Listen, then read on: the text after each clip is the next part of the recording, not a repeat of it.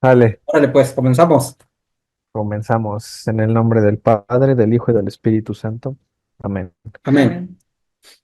Dios, te agradecemos por permitirnos reunirnos en esta enseñanza.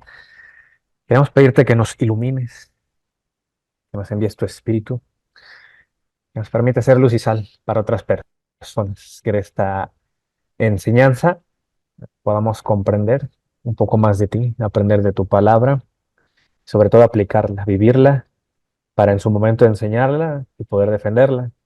Bendice a todas las personas que llegaron hasta este último video, hasta este último punto de este interesantísimo tema que es la alianza que tú has querido con la humanidad.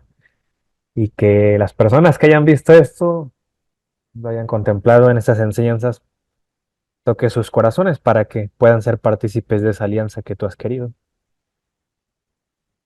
Amén. En el nombre del Amén. Padre, del Hijo y del Espíritu Amén. Santo. Amén. Amén. Amén. Eh, bueno, nos habíamos quedado aquí. Esta fue la última diapositiva que les mostré del pan de la presencia. eh, Les dije que había tenido un fin, un culmen. El pan de la presencia, pues fue una ofrenda que terminó cuando se destruyó el templo, ¿vale? Y nada más bueno, no había una diapositiva y que me faltaba, era este testimonio de San Cirilo de Jerusalén. En una de sus enseñanzas, él vivió por ahí del siglo IV, de los primeros cristianos también ya hablaban, ¿no? Los judíos en sus escritos que tienen de su tradición, el Talmud, los Midrash, Targums, hablan bastante del pan de la presencia. Nosotros en la Biblia que tenemos donde la Iglesia Católica, que es la que nos dio el canon, que estableció, ¿no?, como canon bíblico eh, considerado para leer en la liturgia, pues no habla tanto, ¿no?, del pan de la presencia. Pero, por ejemplo, aquí uno puede ver la interpretación que le daban, ¿no? Por ejemplo, aquí en esta enseñanza de San Cirilo dice, también en la antigua alianza existían los panes de la proposición, que es lo que venimos aprendiendo. Dice, y al ser de la antigua alianza desaparecieron, que es lo que les digo, ¿no? Dice, en la nueva alianza tenemos pan celestial y una copa de salvación. Es decir, ya está comparando ambas ofrendas, la de la antigua alianza y ahora la Eucaristía, ¿no?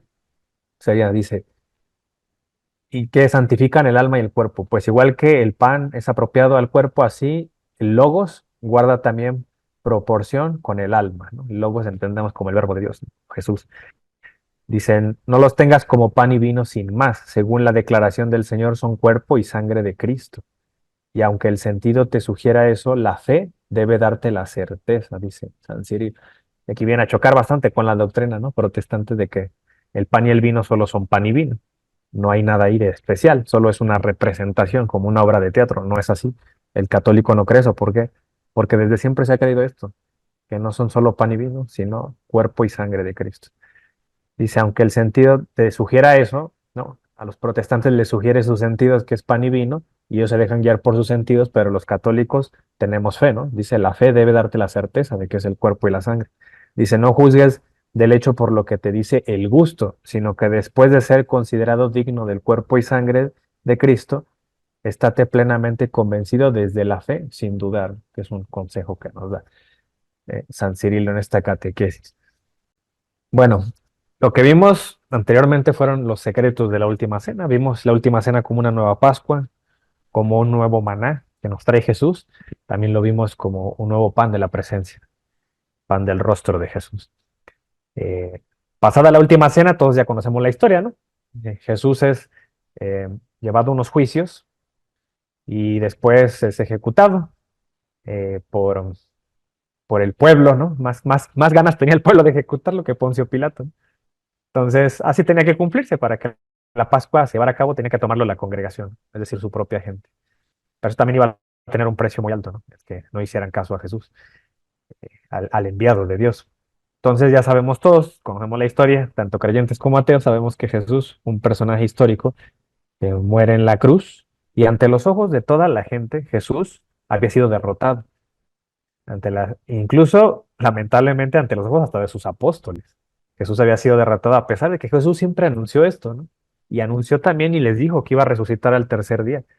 Pero al ver esto los apóstoles, pues aparentemente se desanimaron bastante y lo podemos ver sobre todo en la experiencia esta del camino de Maús, en representación, digamos, de la congregación que tenía Jesús.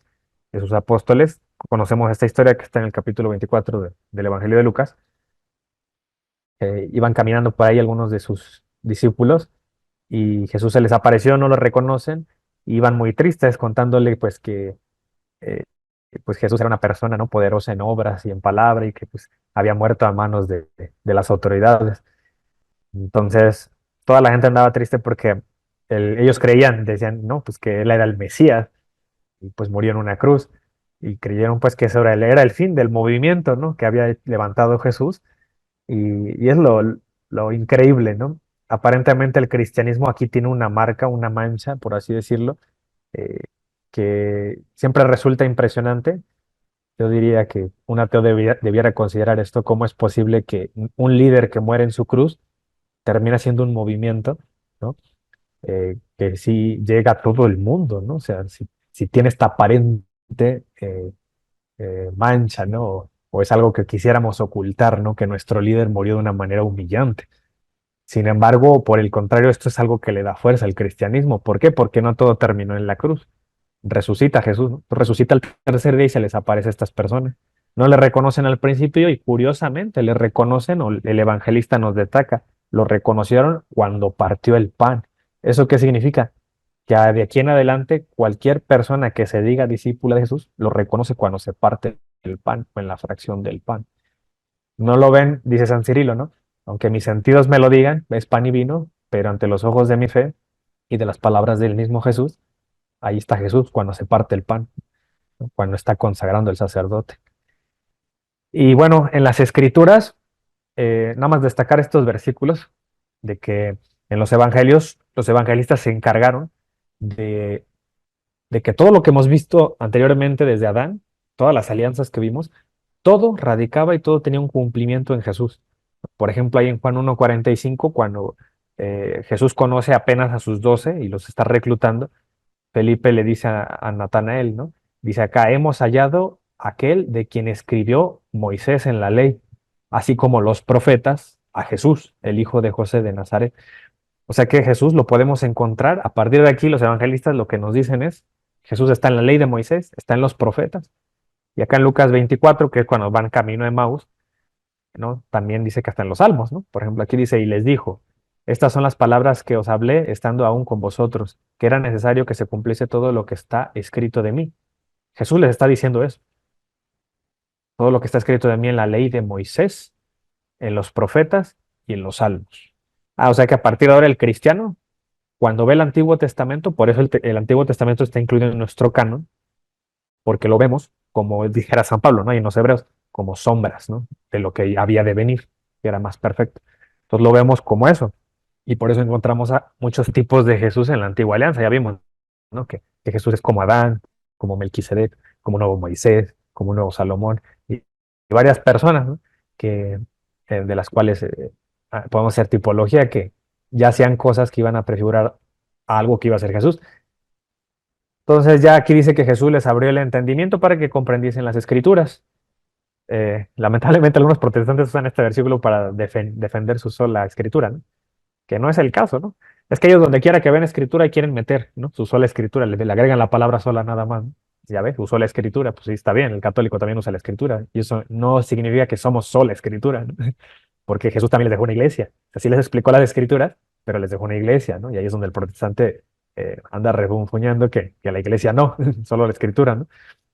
Entonces, bueno, por ejemplo, ahí en Hechos 26, 22, cuando se explica eso, si mal no recuerdo que es San Pablo el que habla aquí, dice, pero habiendo obtenido auxilio de Dios, persevero hasta el día de hoy, dando testimonio a pequeños y a grandes, no diciendo nada fuera de las cosas que los profetas y Moisés dijeron que había de suceder, que, que el Cristo había de padecer y ser el primero de la resurrección. Por eso también San Pablo en los Colosenses, si mal no recuerdo, le escribe eso, ¿no? Que es primogénito de los muertos, Jesús, que es primogénito, que es puede ser, ¿no? Puede significar que es el primero. Más bien, el significado real que da la Biblia, más preciso, es como el heredero, ¿no? El que tiene como la batuta.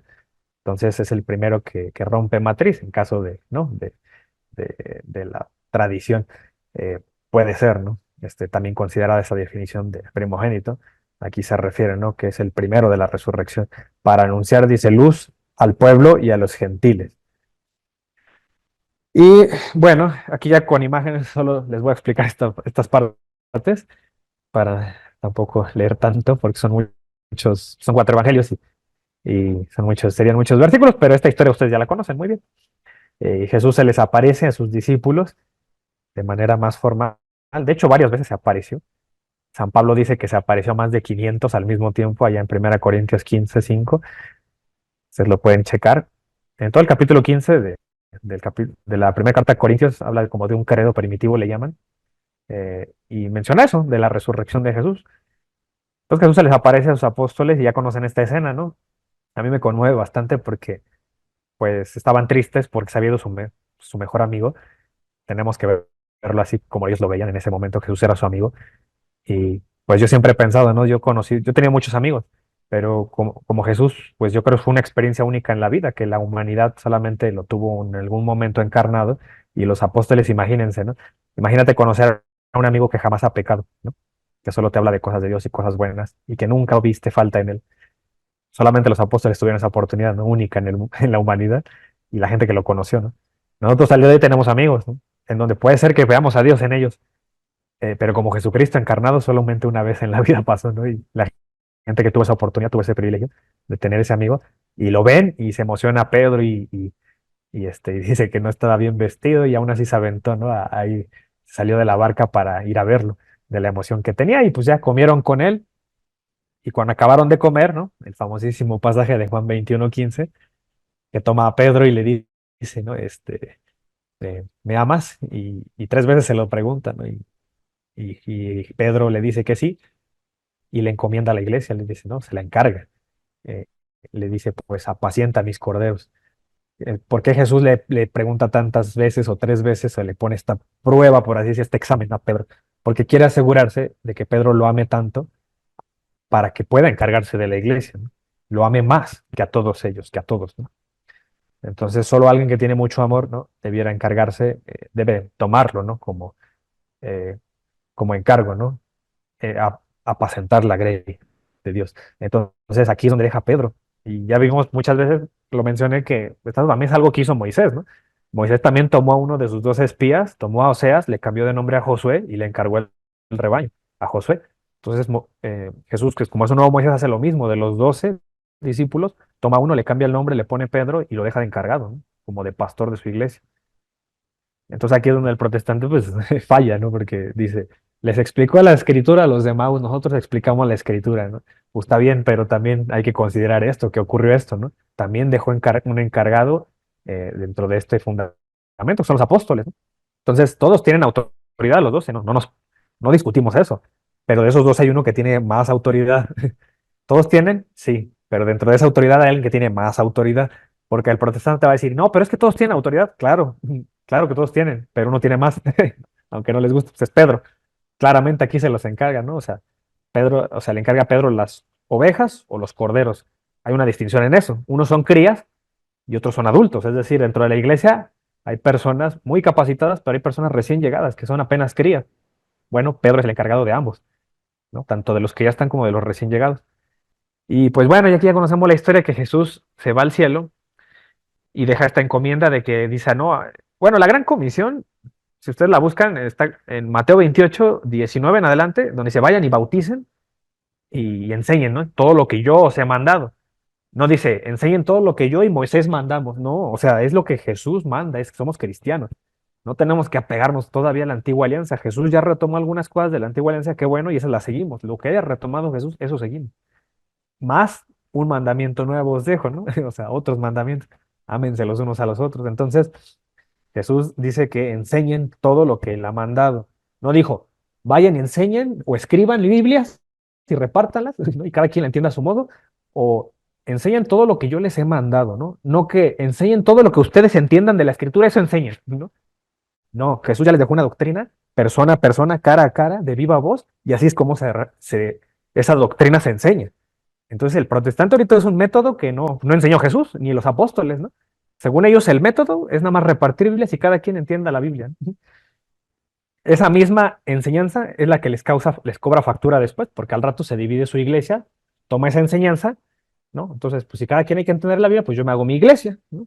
Entonces empieza a romper el cuerpo de Cristo, se empieza a desmembrar. No es eso. Jesús dejó una autoridad, sino para que deja maestros, para que te dejes instruir. Pero ahora resulta que los alumnos se quieren rebelar contra el maestro y quieren autonombrarse maestros, ¿no? Y es donde se empiezan a enseñar cosas que no tenían que ver con la enseñanza apostólica.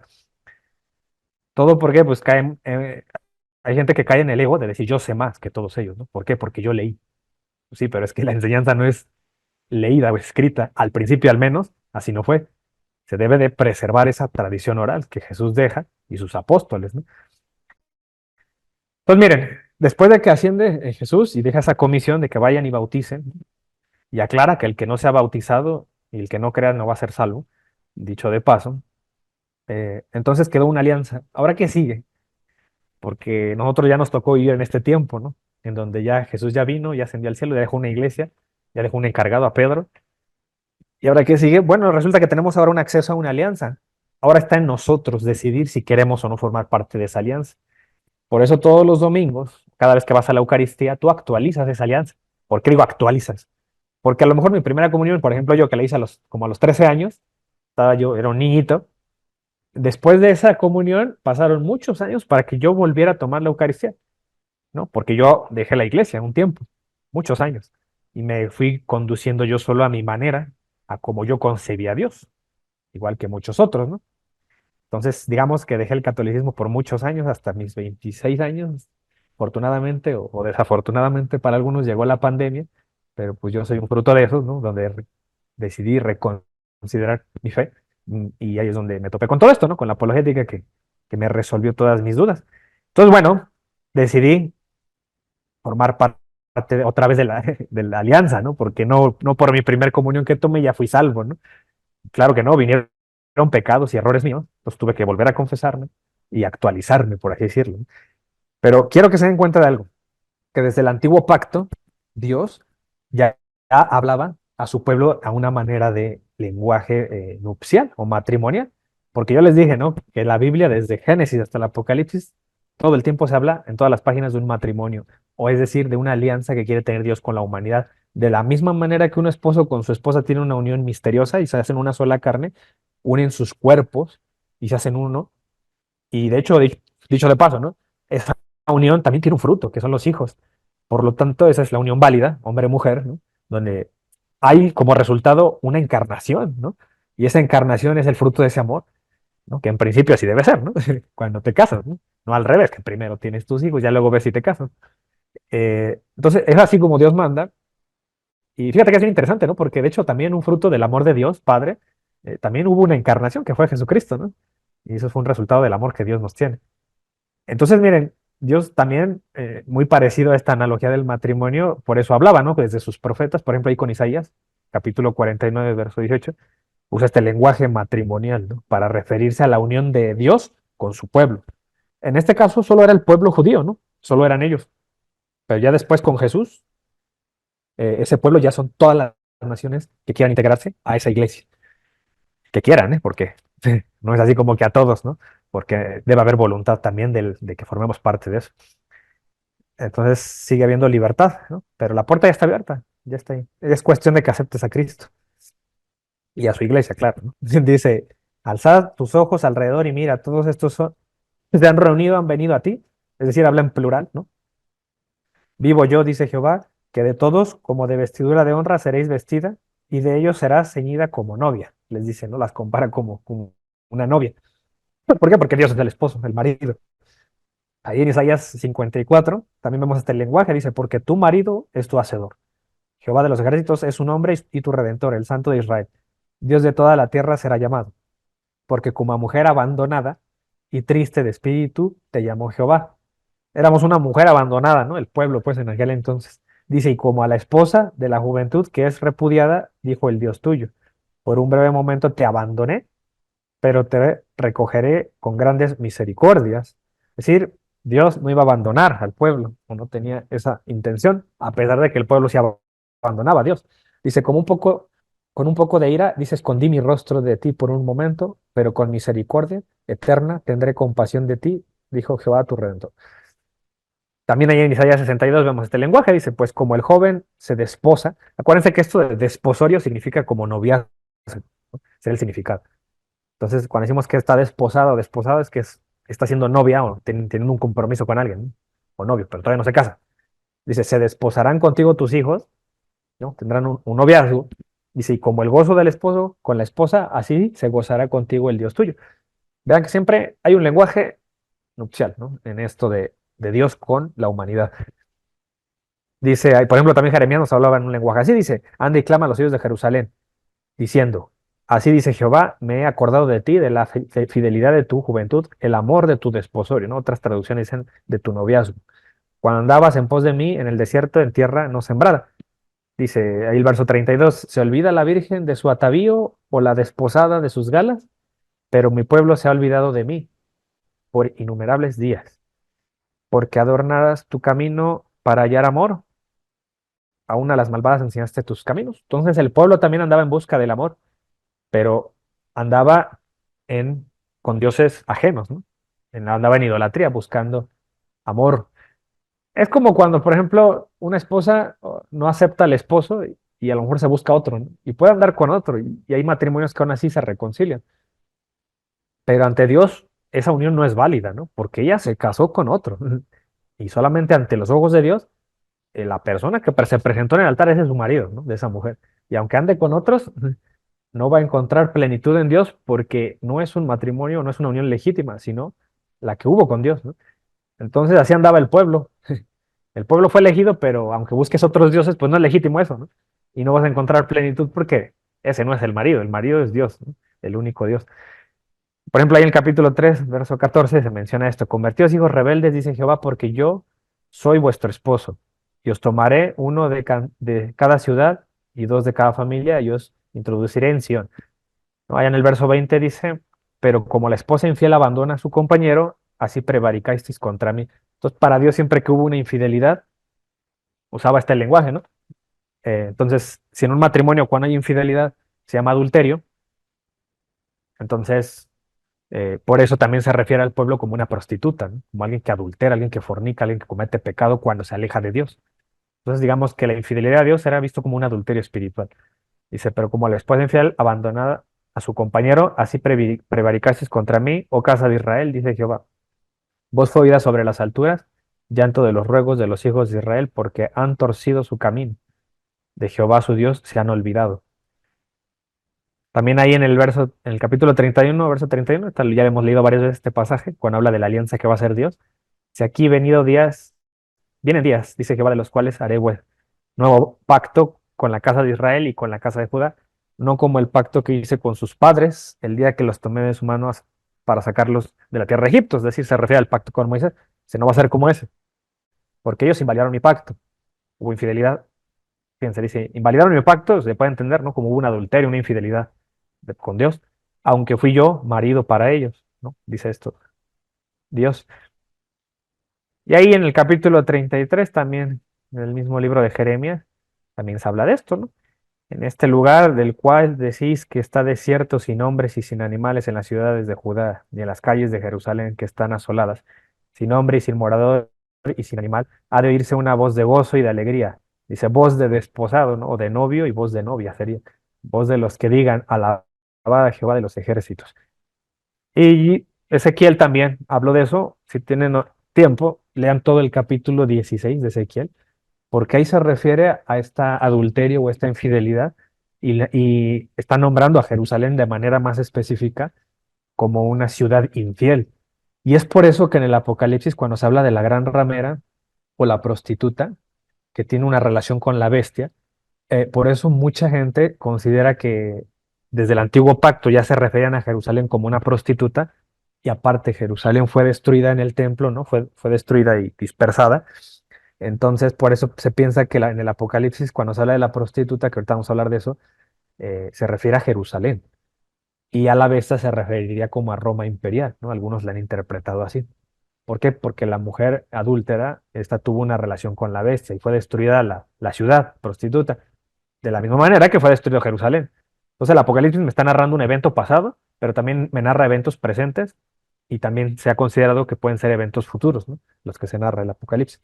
Entonces, fíjense, aquí en Ezequiel 16, es un capítulo un poco largo, pero habla muy bien, ¿no? De lo que Jerusalén fue cómo fue rescatada y cómo fue infiel y terminó mal. Dice, y pasé yo otra vez junto a ti y te miré y he aquí que tu tiempo era tiempo de amores, ¿no? Y extendí mi mano sobre ti y cubrí tu desnudez y te di juramento y entré en pacto contigo, dice Jehová el Señor, y fuiste mía. O sea, digo, o sea, se refiere como en términos de mujer, ¿no? O de ciudad, pues. Dice, pero confiaste en tu hermosura y te prostituiste a causa de tu renombre. Es decir, entró en una vanidad, ¿no? Y derramaste tus fornicaciones a cuantos pasaron, sino como mujer adúltera, que en lugar de su marido recibiste ajenos. Entonces, en lugar de recibir a su marido, a Dios, recibió a otros hombres. Es decir, bueno, serían otros dioses, ¿no? Adúltero. Y del mismo modo que desde el antiguo pacto siempre se ha hablado de la relación de Dios con el pueblo, con su pueblo elegido, serían los hebreos o los judíos, se vio como una relación matrimonial. Por eso San Pablo me habla de la unión de Jesús con su iglesia como una relación matrimonial. Y esto ya lo vimos en Efesios 5, ¿no? Eh, el amor de Jesús a su iglesia se describe así como un matrimonio. Y por eso, cuando habla del matrimonio, San Pablo siempre lo compara con la relación de Dios o Jesús con su iglesia. Por eso dice, las casadas estén sujetas a sus maridos como al Señor, porque el marido es cabeza de la mujer. ¿A ejemplo de quién? Así como Cristo es cabeza de la iglesia, la cual es su cuerpo. Por eso yo no puedo despreciar a la iglesia de Jesús. Y es más, me debe importar a qué iglesia yo pertenezco, porque ese es su cuerpo. Entonces, si yo estoy en la iglesia correcta, estoy unido a la cabeza, que es Jesús. Si estoy en una iglesia que no es correcta, que no es la de Cristo, no voy a estar unido a la cabeza. ¿Por qué? Porque aparte esa iglesia tiene las llaves del reino, ¿no? Por eso le deja las llaves del reino a Pedro, de manera simbólica, ¿no? Que son autoridad. Me debe importar qué iglesia pertenezco.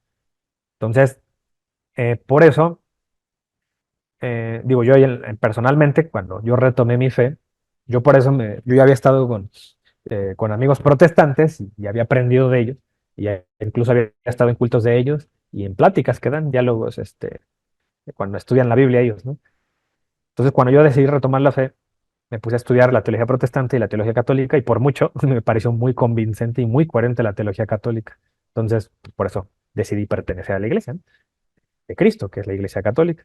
Entonces, fíjense aquí dice algo interesante, así como Cristo es cabeza de la iglesia, la cual es su cuerpo, y Él es su Salvador. Ah, ¿qué significa eso? Es su Salvador, no dice fue su Salvador, ¿no? O será su Salvador, es su Salvador, siempre es. ¿Por qué lo digo? Porque resulta que el protestante piensa que la iglesia se corrompió, se prostituyó y por eso ellos fundaron su iglesia. Entonces no que era su Salvador, o sea que la descuidó y dejó de ser su Salvador. No, es su Salvador, siempre lo va a ser y siempre Jesús va a estar respaldando a su iglesia hasta el día de hoy, porque dijo, ni las puertas del infierno podrán contra él. Pues eso de que se corrompió y se fue, eso es puro cuento, ¿no? Eso es anular las promesas de Cristo, ¿no? Lo digo porque también hay protestantes que toman, por ejemplo, 1 Timoteo 4:1 en adelante, donde dice que habrá una apostasía, pero dice que algunos apostatarán de la fe. No dice todos apostatarán, ¿no? Porque pues, la mayoría somos católicos, siempre hemos sido mayoría. Hasta ahora, bueno, al menos hasta hoy, dice algunos apostatarán de la fe, ¿no? Y el protestante dice agarra para decir que por eso está justificada la apostasía de la iglesia católica, ¿no? Cosa que no es correcta. Fíjense acá en el verso 24, dice así que como la iglesia está sujeta a Cristo, ¿eso qué significa? Que yo debo estar sujeto a la iglesia, bueno, con la iglesia, para estar sujeto a Cristo. Sin la iglesia yo no puedo estar sujeto a Cristo, por más que quiera, ¿no? Está difícil sujetarme a Cristo. Dice así también las casadas lo estén a sus maridos. Entonces, así, del mismo modo que hay un lazo matrimonial entre la esposa y el esposo, así yo debo estar junto con la iglesia a Cristo. Acuérdense de la intención de Cristo, que todos sean uno, en Juan 17:20, ¿no? Que todos sean uno como tu Padre, ¿no? A ejemplo de la Trinidad, que son uno, ¿no? Los tres. Entonces, por eso también Jesús ahí en la enseñanza esta de Juan 6 dice que el que come mi carne y bebe mi sangre permanece en mí y yo en ustedes. ¿Por qué? Porque la intención de Jesús es que seamos uno. Ah, o sea que si yo me sujeto a Cristo con su iglesia, ahí de manera, de manera consecuente ya estoy sujeto a Dios, al Padre. Por eso Jesús es ese puente, ¿no? Y por eso deja una iglesia para que estemos todos sujetos a ella. Y más adelante dice, maridos, amar a vuestras mujeres así como Cristo amó a la iglesia. O sea, el mismo amor que hay entre un matrimonio es el mismo amor que hay entre Cristo y su iglesia y se entregó a sí mismo por ella. O sea, el marido debe entregarse, ¿no? También, a ejemplo de Jesús, y aquí viene esto, ¿no? Para santificarla, habiéndola purificado en el lavamiento de agua por la palabra.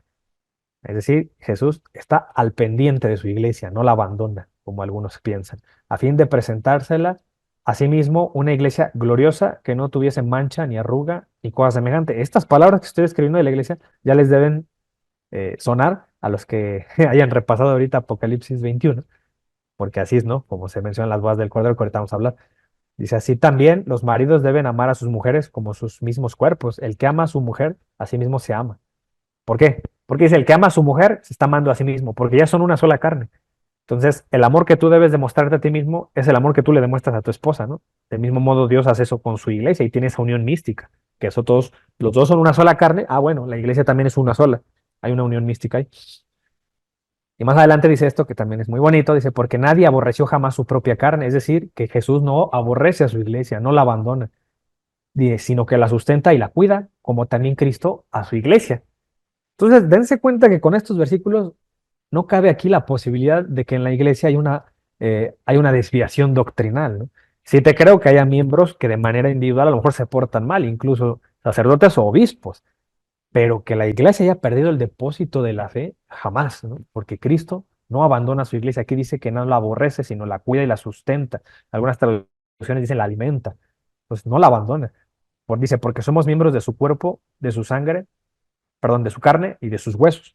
Y ya quedamos que esta expresión de que dice que somos de su carne y de sus huesos, ¿no? Que es una expresión que, por ejemplo, dijo Adán, ¿no? Ahí va, esta sí es carne de mi carne y hueso de mis huesos, allá en Génesis 2, ¿no? 2:23. Y también lo vimos ahí en segunda de Samuel, en el capítulo 5 verso 1 cuando el pueblo le dice a David, hueso tuya y carne tuya somos, ¿no? Entonces hay una unión ahí que tienen con David, del mismo modo que Adán y Eva y del mismo modo que Jesús con su iglesia. Y dice esto, por esto dejará el hombre a su padre y a su madre y se unirá a su mujer y los dos serán una sola carne. Vean, es la unión mística que les digo en el matrimonio y San Pablo la toma para tomarla como una unión mística entre la iglesia y Jesús. Grande es este misterio, por eso es un misterio, mas yo digo esto respecto de Cristo y de la iglesia. Por lo demás, cada uno de vosotros ame también a su mujer como a sí mismo y la mujer respete a su marido. Entonces, aquí, miren, por eso Jesús, si nosotros retomamos esta enseñanza, nos hace recordar por qué Jesús también cuando enseñaba, mientras estaba predicando, tomaba ejemplos como esta parábola donde habla de una fiesta de boda, ¿no? Y dice que el reino de Dios es algo parecido a esto. Entonces dice, el reino de los cielos, fíjense, el reino de los cielos, estoy hablando de una manera escatológica, es semejante a un rey que hizo una fiesta de bodas a su hijo. Ahora entienden por qué cuando tiene una visión del cielo, Juan en el Apocalipsis ve una boda, ¿no? Una celebración entre el Cordero, y ahí lo dice claramente, y lo dice muchas veces que ese Cordero es Jesús, apunta que es Jesús, y su iglesia, ¿no? Entonces, fíjense por qué es tan importante pertenecer a la iglesia de Cristo, porque se va a celebrar una boda, y ni modo que yo no vaya a esa boda, ¿no? Si no estoy en la iglesia, ¿cómo voy a asistir a esa boda? Si no pertenezco a ese cuerpo. Dice, el reino de los cielos es semejante a un rey que hizo una fiesta de bodas a su hijo, ¿no? Entonces, ¿el rey quién será? ¿No? Y su hijo, ¿no? El hijo es el cordero, el que se va a casar, ¿no? Es Jesús. Y envió a sus siervos a llamar a los convidados a las bodas, mas estos no quisieron venir. ¿Y eso qué nos recuerda? A que Dios escogió un pueblo y los quiso integrar a su familia, que formaran alianza, ¿no? La alianza es eso, que una persona que no era de tu familia ahora se hace de tu familia. Eso hizo con el pueblo hebreo y él no quiso, el pueblo hebreo rechazó lo que Dios eh, les daba, los mandatos, les envió a Jesús, a su hijo, y lo rechazaron, lo crucificaron, ¿no? Entonces, eso es figura también de este rechazo. Dice, volvió a enviar a otros siervos, diciendo, decida a los convidados, he aquí, he preparado comida, mis toros y animales engordados han sido muertos y todo está dispuesto. Venid a las bodas. Dice, mas ellos sin hacer caso se fueron, uno a su labranza y otro a sus negocios. Del mismo modo que hoy tú predicas a Jesús y no te hacen caso, ¿no? Y otros tomando a los siervos, los afrentaron y los mataron. Es decir, aún esos enviados que te invitan a la boda van a ser perseguidos y hasta matados, ¿no? Por eso hubo mártires, ¿no? Al principio. Y a la fecha existen mártires, ¿no? A lo mejor en Occidente no tanto, pero sí somos perseguidos, aunque sea ideológicamente ahorita, ¿no? Dice, al oírlo, el rey se enojó y envió sus ejércitos, destruyó a aquellos homicidas, es decir, aquellos que rechacen a Dios, o esta invitación a las bodas, y quemó su ciudad. Fíjense, va a haber ciudades o naciones destruidas por no abrazar el Evangelio o por no haber perdido los valores cristianos, que es lo que está pasando en Occidente, ¿no? Con las ideologías, ¿no? El falso feminismo, ¿no? Y la falsa inclusión que nos promueven. Entonces dijo a sus siervos, las bodas a la verdad están preparadas, mas los que fueron convidados no eran dignos. id pues a las salidas de los caminos y llamad a las bodas a cuanto halléis. Es decir, esta invitación ya es universal. Por eso Jesús dice, vayan a todas las naciones. Y saliendo los siervos por los caminos juntaron a todos los que hallaron, juntamente malos y buenos. Es decir, todos tienen la invitación, malos y buenos. Y las bodas fueron llenas de convidados. Y malos y buenos pueden entrar, ¿no? Tener la invitación. Pero fíjense lo que sigue. Y entró el rey para ver a los convidados y vio allí a un hombre que no estaba vestido de boda. Es decir, hay gente que sí es invitada. Pero si no tienes el vestido correcto, ¿qué representaría eso? Acuérdense que el Apocalipsis dice, se llenaron de vestiduras blancas, ¿no? Sí, gente que pasó un filtro. Por eso, con razón Jesús dice, ¿no? Que hay un pecado imperdonable y que no se perdonará ni en esta vida ni en la otra. Es decir, hay otro perdón, ¿no? Entonces hay otro filtro que que algunos pasan, que nosotros le llamamos purgatorio. Y dicho de paso, también es una cita que se usa para decir esto, ¿no? Muchos son convidados, pero si no tienes el vestido correcto, no fuiste correctamente purificado en vida, bueno, está el purgatorio, para después de la muerte seguir purificándote, es que te falta una enjuagada, ¿no? Dice, y le dijo, amigo, ¿cómo entraste aquí sin estar vestido de boda? Mas él enmudeció. Ahora entienden por qué Juan me dice que nada inmundo entrará en esa ciudad. Nada inmundo puede entrar, como este hombre, ¿no? Que quería entrar de gratis. Entonces dice, el rey dijo a los que servían, atadle de pies y manos y echarle en las tinieblas de afuera. Allí será el lloro y crujir de dientes. Siempre que se habla de eso, se habla del infierno, ¿no? Porque muchos son llamados y pocos los escogidos. Todos tienen la invitación, pero no todos con los que tú comulgas ahí en los domingos van, a lo mejor no todos van a entrar a la boda. A lo mejor, pues, a algunos nos falta todavía, ¿no? Purificarnos más en vida y no nos da tiempo. Si Dios nos tiene misericordia, será en la purgatorio. Pero es por eso, ¿no? Que esta parábola también alude a esta enseñanza escatológica. Por eso dice, eh, echado a las tinieblas. Es decir, es una parábola que está dando un entender que va más allá de lo terrenal, no se está refiriendo a una boda literalmente, ¿no? Y fíjense que también otra parábola interesante que dice Jesús, ahí mismo en el Evangelio de Mateo, ahí es en Mateo 25 donde habla de unas vírgenes, la parábola de las 10 vírgenes. Dice, estando el reino de los cielos, bueno, será semejante a 10 vírgenes. Aquí la enseñanza central, una vez se las digo, es que el reino de Dios, o más bien la venida de Cristo, no va a haber aviso. Y eso lo dijo muchas veces Jesús y los enseñaron los apóstoles, que será como cuando entra un ladrón que no avisa, ¿no? De repente va a ocurrir, por eso hay que estar preparados. En cualquier momento puede ser. Y será semejante a 10 vírgenes que tomando sus lámparas salieron a recibir al esposo. 5 de ellas eran prudentes, fíjense, la mitad eran prudentes y la otra mitad eran insensatas. ¿Qué hicieron las insensatas? Tomaron sus lámparas y no tomaron consigo aceite. ¿Qué hicieron las prudentes? Dice aquí, tomaron aceite en sus vasijas juntamente con sus lámparas. Es decir, las prudentes sí se prepararon porque iba a volver el esposo. Dice, y tardándose el esposo, cabecearon todas y se durmieron todas. Entonces puede ser que el católico, hay católicos que sí se preparan, hay otros que no. Y bueno, el preparado, pues puede dormirse, ¿no? Bueno, el otro grupo también. Dice, y a la medianoche se oyó un clamor. Aquí viene el esposo, salida a recibirle. Entonces todas aquellas vírgenes se levantaron y arreglaron sus lámparas. Y las insensatas dijeron a las prudentes. Es decir, se habían dormido en sus laureles, no se prepararon y les dijeron, dadnos de vuestro aceite, porque nuestras lámparas se apagan. ¿Y qué hicieron las prudentes? Respondieron diciendo, para que no nos falte a nosotras y a vosotras, id más bien a los que venden. Entonces pierden tiempo, porque se van a comprar el aceite, pero el esposo ya está ahí. Dice, y comprad para vosotras mismas. Entonces las mandan a comprarse el aceite, dice, pero mientras ellas iban a comprar, vino el esposo y las que estaban preparadas entraron con él a las bodas y se cerró la puerta. Mas él respondió, perdón, dice, después vinieron también las otras vírgenes diciendo, Señor, Señor, ábrenos. Mas él respondiendo dijo, de cierto os digo que no os conozco. Velad pues, porque no sabéis el día ni la hora en que el Hijo del Hombre ha de venir. Entonces, después de que Jesús hace esta alianza, queda el tiempo de la iglesia, en donde, ¿qué les quiero decir con estas parábolas? Que hay que estar preparados siempre, diario, hay que estar reconciliados, ¿no? Con nuestro hermano, con nuestro prójimo.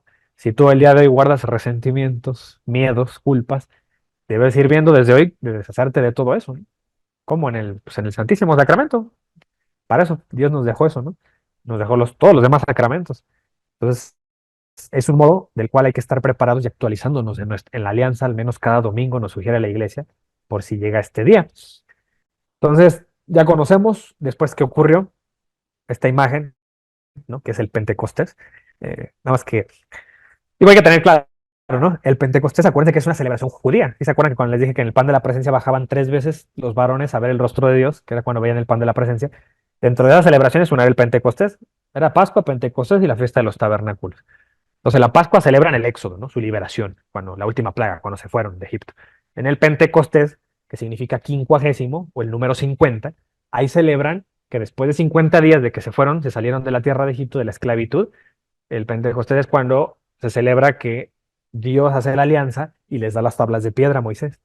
Esa celebración, ese memorial, digamos, esa fiesta, es el Pentecostés.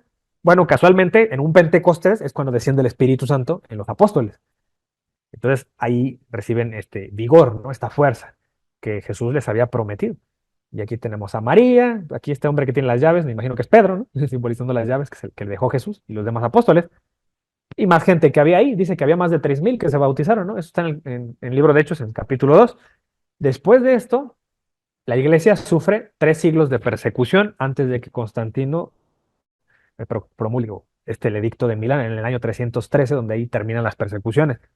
Pero fíjense, por ahí del año que será, no sé, en el Pentecostés, por ahí del año 50 y algo, no sé, cuando ya todos reciben el vigor y la iglesia ya tiene su misión de evangelizar a todas las naciones, son perseguidos. Hubo al menos 10 persecuciones en esos 3 siglos. Una importante, desde luego, que es la de Nerón, donde él es el que manda a matar y ejecutar, bueno, a ejecutar a Pablo y a Pedro. Domiciano persigue a Juan, ¿no? Y probablemente es el que lo exilia a la isla de Patmos, donde escribe el Apocalipsis. Y aquí yo les pongo de imagen a uno de sus discípulos de Juan, bueno, a dos, uno San Ignacio de Antioquía, que está a la izquierda, que muere ahí con los leones, lo matan, ahí lo despedazan y muere, y a Policarpo de Esmirna, que es el de la derecha, que muere quemado vivo.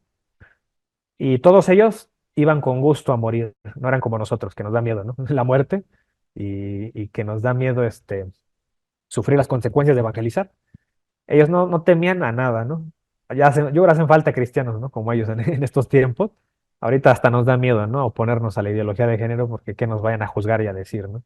No, ellos ni siquiera les importaba ser comidos por leones o quemados vivos, ellos entregaban su vida para preservar el cristianismo y tenemos cristianismo gracias a esos mártires, ¿no? Y ellos como muchos otros que hubo, ¿no? Entonces, a mí me lleva siempre eso a la reflexión. Yo cuando me formo ahí en la Eucaristía y estoy a punto de recibir la comunión, yo me acuerdo de ellos y digo, si no fuera por las vidas de estas personas, yo no tendría ahorita cristianismo, no tendría aquí la Eucaristía y la comunión que tengo hoy con Dios. Gracias a gente que dio sus vidas por el pan y en el vino que tenemos hoy ya consagrado, gracias a ellos, yo estoy pisando la sangre de Dios casi, casi, ¿no? Y se unen al sufrimiento que tuvo Cristo, ¿no? Por eso San Pablo correctamente ahí en Colosenses 1:24 dice que se siente bien por los sufrimientos que tiene y dice que eso le suma lo que le faltó al martirio de Cristo, ¿no? Entonces, eh, a lo que haya faltado, dice que Él entrega también su sangre y la actitud que debiéramos tener todos, ¿no? De oponernos a todos aquellos movimientos e ideologías que van en contra del cristianismo. Entonces, fíjense, cada vez que ustedes no comulgan o dicen, ay, no, o la gente, los católicos, ¿no? Que desprecian eso, están despreciando la muerte también de estas personas, ¿no? Que dieron sus vidas para que tú el día de hoy tuvieras una iglesia en la esquina de tu casa, tuvieras acceso a la alianza. Entonces eso a mí me hace reflexionar bastante y me conmueve mucho, ¿no? Que no solamente es Cristo y todos los mártires, ¿no? Que también dieron sus vidas para que yo hoy pueda tener esa comunión. Y hay un consuelo, ¿no? Porque también habían sido perseguidos, pero también Dios se encargó de darnos un consuelo, ¿no? Y ese consuelo lo diría en dos partes. Una es que Jesús dijo que iba a volver a venir, y gracias a ese consuelo de que va a venir, es que nosotros tenemos, seguimos, ¿no? En esto, en este movimiento, en el cristianismo. Y, y la otra es que también cuando muramos, no sé si es que nos moremos antes de la venida del juicio universal, va, tenemos, ¿no? Una unión con Cristo, ya no es nada más con la Eucaristía. Es decir, ahora ya es, ¿no? De cara a cara, ¿no? Como lo mencionamos la vez pasada. Entonces, por eso Juan, cuando tiene esta visión del cielo, en el Apocalipsis, que significa revelación, que el Apocalipsis ha sido objeto de muchas cosas, ¿no? Especialmente a los protestantes les encanta, cuando hacen proselitismo, tomar muchos versículos de ahí para meter alarmismo en la gente, ¿no? Y bueno, sí, el Apocalipsis la verdad es que narra muchas tragedias, ¿no? Que ocurrieron, que ocurren y que ocurrirán, ¿no? Posiblemente. Y hay gente que tiene una postura más del Apocalipsis como alguna vez yo escuché a alguien que tenía una interpretación de que lo que se dice ahí en ese libro, todas esas cosas ya ocurrieron. ¿Por qué? ¿Por qué lo interpretaba así esta persona? Porque dice, es que el Apocalipsis es un escrito, un rollo que hizo Juan para darle consuelo a los cristianos que eran perseguidos en ese momento. Por ahí del año 90, 60, algunos dicen, ¿no? Hacia el año 100, que todavía eran muy perseguidos los cristianos. Entonces, imagínense, San Juan escribe para darle consuelo a la iglesia y le escribe, tiene una carga simbólica grande el Apocalipsis, por eso es difícil comprenderlo, ¿no? A veces. Entonces, les escribe para darles consuelo. Entonces, ¿cómo vienen los protestantes a decir que en el Apocalipsis está prefigurada la iglesia católica, que es la gran ramera, ¿no? Y que la papa es la bestia? Si Juan quería darles consuelo, imagínense que les escribiera Juan, ¿saben qué? Nuestro líder es la bestia y vamos a ser destruidos. ¿Qué consuelo hay ahí? Pues no hay consuelo ahí.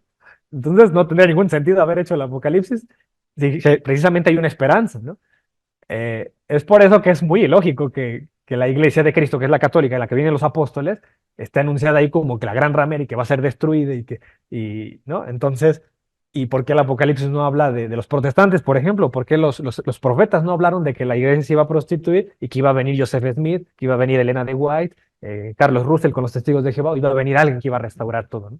No, nunca hubo una anunciación de eso porque eso no existía, no iba a existir nunca. Es con Cristo y su iglesia y punto, ¿no? No tiene que restaurarse la iglesia y renovarse, ¿no? Como muchas veces lo anuncian los protestantes. Entonces no sería el Apocalipsis un escrito de consuelo para los cristianos.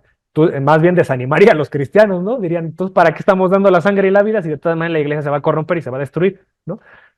Entonces, miren, Jesús ya nos hablaba de su venida, por ejemplo, en Juan 14, desde el versículo 1 dice, no se turbe vuestro corazón. Es lo que nos dice el día de hoy Jesús. ¿Creéis en Dios? Creed también en mí.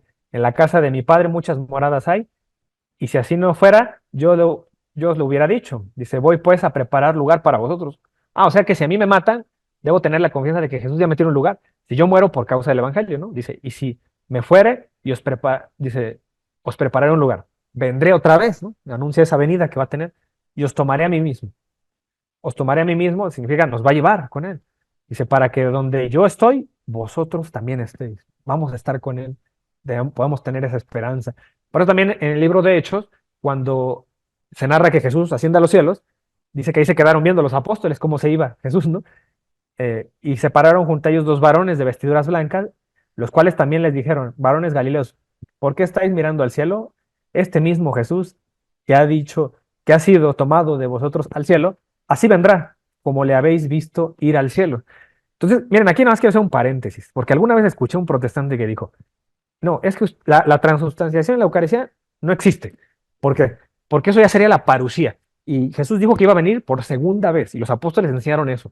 No dijo que iba a venir todos los domingos en el pan y en el vino. ¿Y ustedes creen eso? ¿Ustedes creen en muchas parucías y en muchas venidas de Cristo cuando la Biblia me dice que nada más es una segunda vez?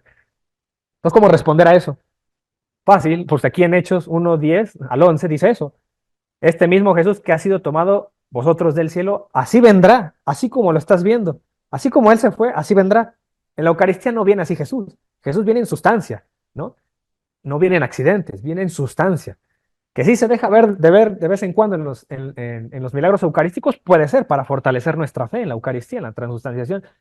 Pero la venida de Cristo es en sustancia de accidentes, así como lo vimos que se encarnó, así va a venir, en gloria, como resucitó, así como vieron los apóstoles, ¿no? Entonces es un error decir que como creemos que Jesús está en la Eucaristía, eso ya es la segunda venida, aunque debemos, si somos precisos, parucía significa presencia también.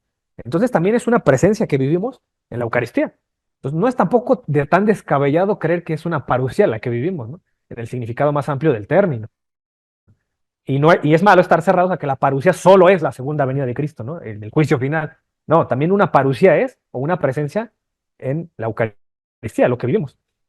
Pero la segunda venida, claro, ¿no? Ya lo aclaré. Es como así como se fue Jesús, así es como va a venir por segunda vez. San Pablo habló mucho de eso. Por ejemplo, aquí lo dice, ¿no? Cuando habla de la Eucaristía, dice que todas las veces que comieres de este pan y bebieres de esta copa la muerte del Señor, anunciáis hasta que Él venga. Ah, o sea que la presencia de Jesús en el pan y el vino es una cosa, pero también esperamos al mismo tiempo la segunda venida, hasta que Él venga, ¿no? Entonces, ahí es donde fácilmente se sostiene esta postura de que no es cierto, que es como, no debemos confundirlo con la segunda venida, la Eucaristía, ¿no? La presencia de Jesús en el pan y en el vino. También a los filipenses, por ejemplo, les dijo eso, nuestra ciudadanía está en los cielos, de donde también esperamos al Salvador, al Señor Jesús. A los tesalonicenses les dijo lo mismo, y el mismo Dios de paz os santifique por completo, y todo vuestro ser, espíritu, alma y cuerpo sea gloriado y irreprensible para la venida de nuestro Señor Jesucristo. Es decir, va a venir por segunda vez, también en los Hebreos ahí dijo lo mismo. En el capítulo 9, verso 28 dice, así también Cristo fue ofrecido una sola vez para llevar los pecados de muchos y aparecerá por segunda vez, sin relación con el pecado, para salvar a los que le esperan, ¿no? O sea, mientras estés aquí esperándolo, viviendo de una manera correctamente cristiano, debes tener esa esperanza de que Jesús va a venir. Santiago también lo dijo, en el capítulo 5, verso 7 al 8, dice, por tanto, hermanos, tened paciencia hasta la venida del Señor. Tened también vosotros paciencia y afirmad vuestros corazones porque la venida del Señor se acerca. Y Juan en el Apocalipsis también lo dijo, en el último capítulo del Apocalipsis se menciona esto, he aquí vengo pronto, ¿no? Es lo que le decía, lo que vio Juan en el cielo. Bienaventurado el que guarda las palabras de la profecía de este libro, dice aquí yo vengo pronto y mi galardón conmigo para recompensar a cada uno. ¿Según qué? Según sus obras. Recompensar según sus obras. Es decir, el juicio es en base a las obras. No va a decir, voy a recompensar su fe o su sola fe. ¿No? En base a su fe se van a ir al cielo. No, en base a sus obras. ¿La fe es importante? Sí, no la negamos. Es importante. Pero según lo que me dice aquí Juan, lo que vio él en el cielo, es que el juicio es de obras. Y no solamente lo dijo Juan, lo enseñó Pablo, lo enseñó Pedro, lo enseñó el mismo Jesucristo en el Evangelio. Ya después lo vemos con calma si quieren. Dice, el que da testimonio de estas cosas dice, ciertamente vengo en breve. Amén. Sí, ven Señor Jesús, es lo que decimos, ¿no? Los católicos. Entonces viene aquí la consumación del pacto. Entonces toda la historia que vimos desde Adán y Eva, vamos a ver ya la consumación de esto. Fue un va y viene, ¿no? Hubo problemas en el noviazgo, por así decirlo, en el desposorio entre Dios y la humanidad, pero ahora, ¿qué onda? Ahora viene la consumación de eso, de ese pacto. ¿Cómo va a ser? ¿Va a venir otro mediador? No, ya Jesús es el definitivo mediador. ¿Va a venir a algún profeta después de Jesús a restaurar lo que Jesús hizo mal? ¿No? Porque indirectamente los protestantes quieren decir eso cuando dicen, es que ya vino a restaurar la iglesia Martín Lutero, es que ya vino Elena de White, ¿no? Con los adventistas. Y como no hay sustento bíblico de eso, por eso se tienen que inventar sus propios escritos como los mormones, ¿no? Lamentablemente con el libro de Mormón, y los adventistas con los escritos de Elena de White, que casi casi que los toman como palabra de Dios, entonces tienen que inventar otros escritos para justificar su iglesia, ¿no? Entonces miren, aquí la consumación es así. Juan vio, en el Apocalipsis se menciona, una boda en el cielo, una boda celestial, y ya la carta de Hebreos ya nos enseñaba eso. Por ejemplo, aquí en Hebreos 12, del 22 al 23 dice, sino que os habéis acercado al monte de Sión, está hablando de un Sión celestial, un monte sagrado también, se refiere al cielo, a la ciudad del Dios vivo, Jerusalén la celestial. Entonces, si Jerusalén, la prostituida, la terrenal, que es la prostituta, fue destruida, allá en el año 70, hasta destruyeron el templo, que para el judío ese era un evento cósmico, ¿no? El templo representaba el universo, toda la creación. Entonces, si fue destruido, significa que eh, fue destruido todo. Bueno, eso pensaría el judío que no aceptó a Cristo. Los que somos cristianos sabemos que Cristo sigue, ¿no? Con nosotros y la continuidad de ese pueblo elegido ahora es en la iglesia. Entonces dicen, en la Jerusalén celestial, a la compañía de muchos millares de ángeles. O sea que en esa ciudad hay ángeles, a la congregación de los primogénitos que están escritos en los cielos, ¿no? Ahí en el libro dice San Juan, están escritos en base a sus obras, ¿eh? A Dios, el juez de todos, ahí está el juez, a los espíritus de los justos hechos perfectos, es decir, los que sí están en la iglesia triunfante, es decir, los santos, es lo que entendemos por santos. Y ahora ya entrando al Apocalipsis, desde el capítulo 19, lo que ve Juan, dice, gocémonos y alegrémonos, démosle gloria, porque han llegado las bodas del Cordero, y su esposa se ha preparado. Entonces, bien, es una boda. Y a ella se le ha concedido que su vista, se vista de lino fino, limpio, resplandeciente, porque el lino fino es las acciones justas de los santos. Es un símbolo, ¿no? Lo que está viendo. Ese lino representa acciones justas. Entonces, las obras son importantes, ¿no? Significa eso, porque dice acciones. No dijo, es la fe de los santos, ¿no? Los lino fino. No, porque no es solo la fe de Dios. Ángel, dice el ángel me dijo, escribe, bienaventurados los que son llamados a la cena de las bodas del Cordero. Y me dijo, estas son palabras verdaderas de Dios. Bienaventurados los que son llamados.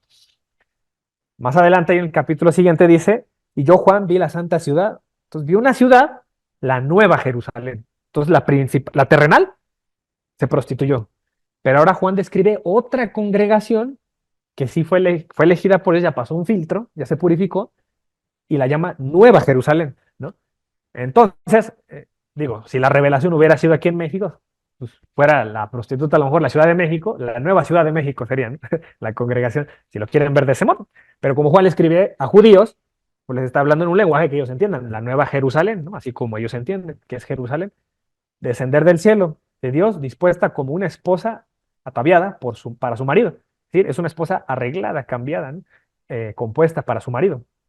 Y oí una gran voz del cielo que decía, he aquí el tabernáculo de Dios con los hombres y él morará con ellos. Fíjense la palabra que usó tabernáculo, ¿no? Eso nos recuerda al templo, ¿no? De Salomón, que era un tabernáculo y también representaba el cielo, o las cosas que ocurrían en el cielo.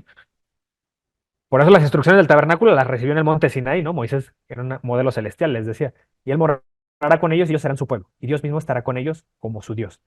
Enjuagará a Dios toda lágrima de los ojos de ellos, y ya no habrá muerte, ni habrá más llanto, ni clamor, ni dolor, porque las primeras cosas pasaron. Es decir, es un lugar de fiesta, de alegría, la Jerusalén celestial. Más adelante dice, vino entonces a mí uno de los 7 ángeles que tenían las 7 copas llenadas de las 7 plagas postreras, y habló conmigo diciendo, fíjense, uno de los 7 ángeles, ¿no?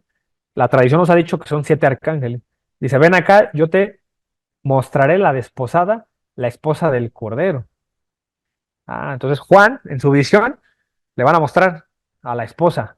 Y me llevó en el espíritu a un monte, fíjense, ¿no? La importancia de entender por qué se refiere a un monte, grande y alto. Y lo hemos visto que es un elemento importante para un pacto, ¿no? El monte. Y me mostró la gran ciudad santa de Jerusalén que descendía del cielo de Dios, teniendo la gloria de Dios. Su fulgor era semejante al de una piedra preciosísima, como piedra de jaspe, diáfana como el cristal.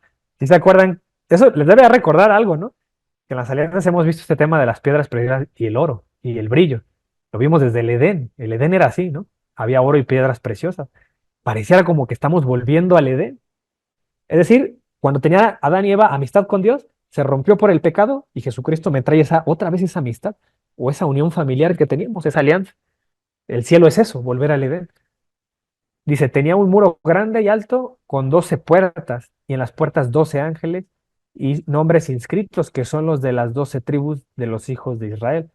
Al oriente 3 puertas, al norte 3 puertas, al sur 3 puertas, al occidente 3 puertas.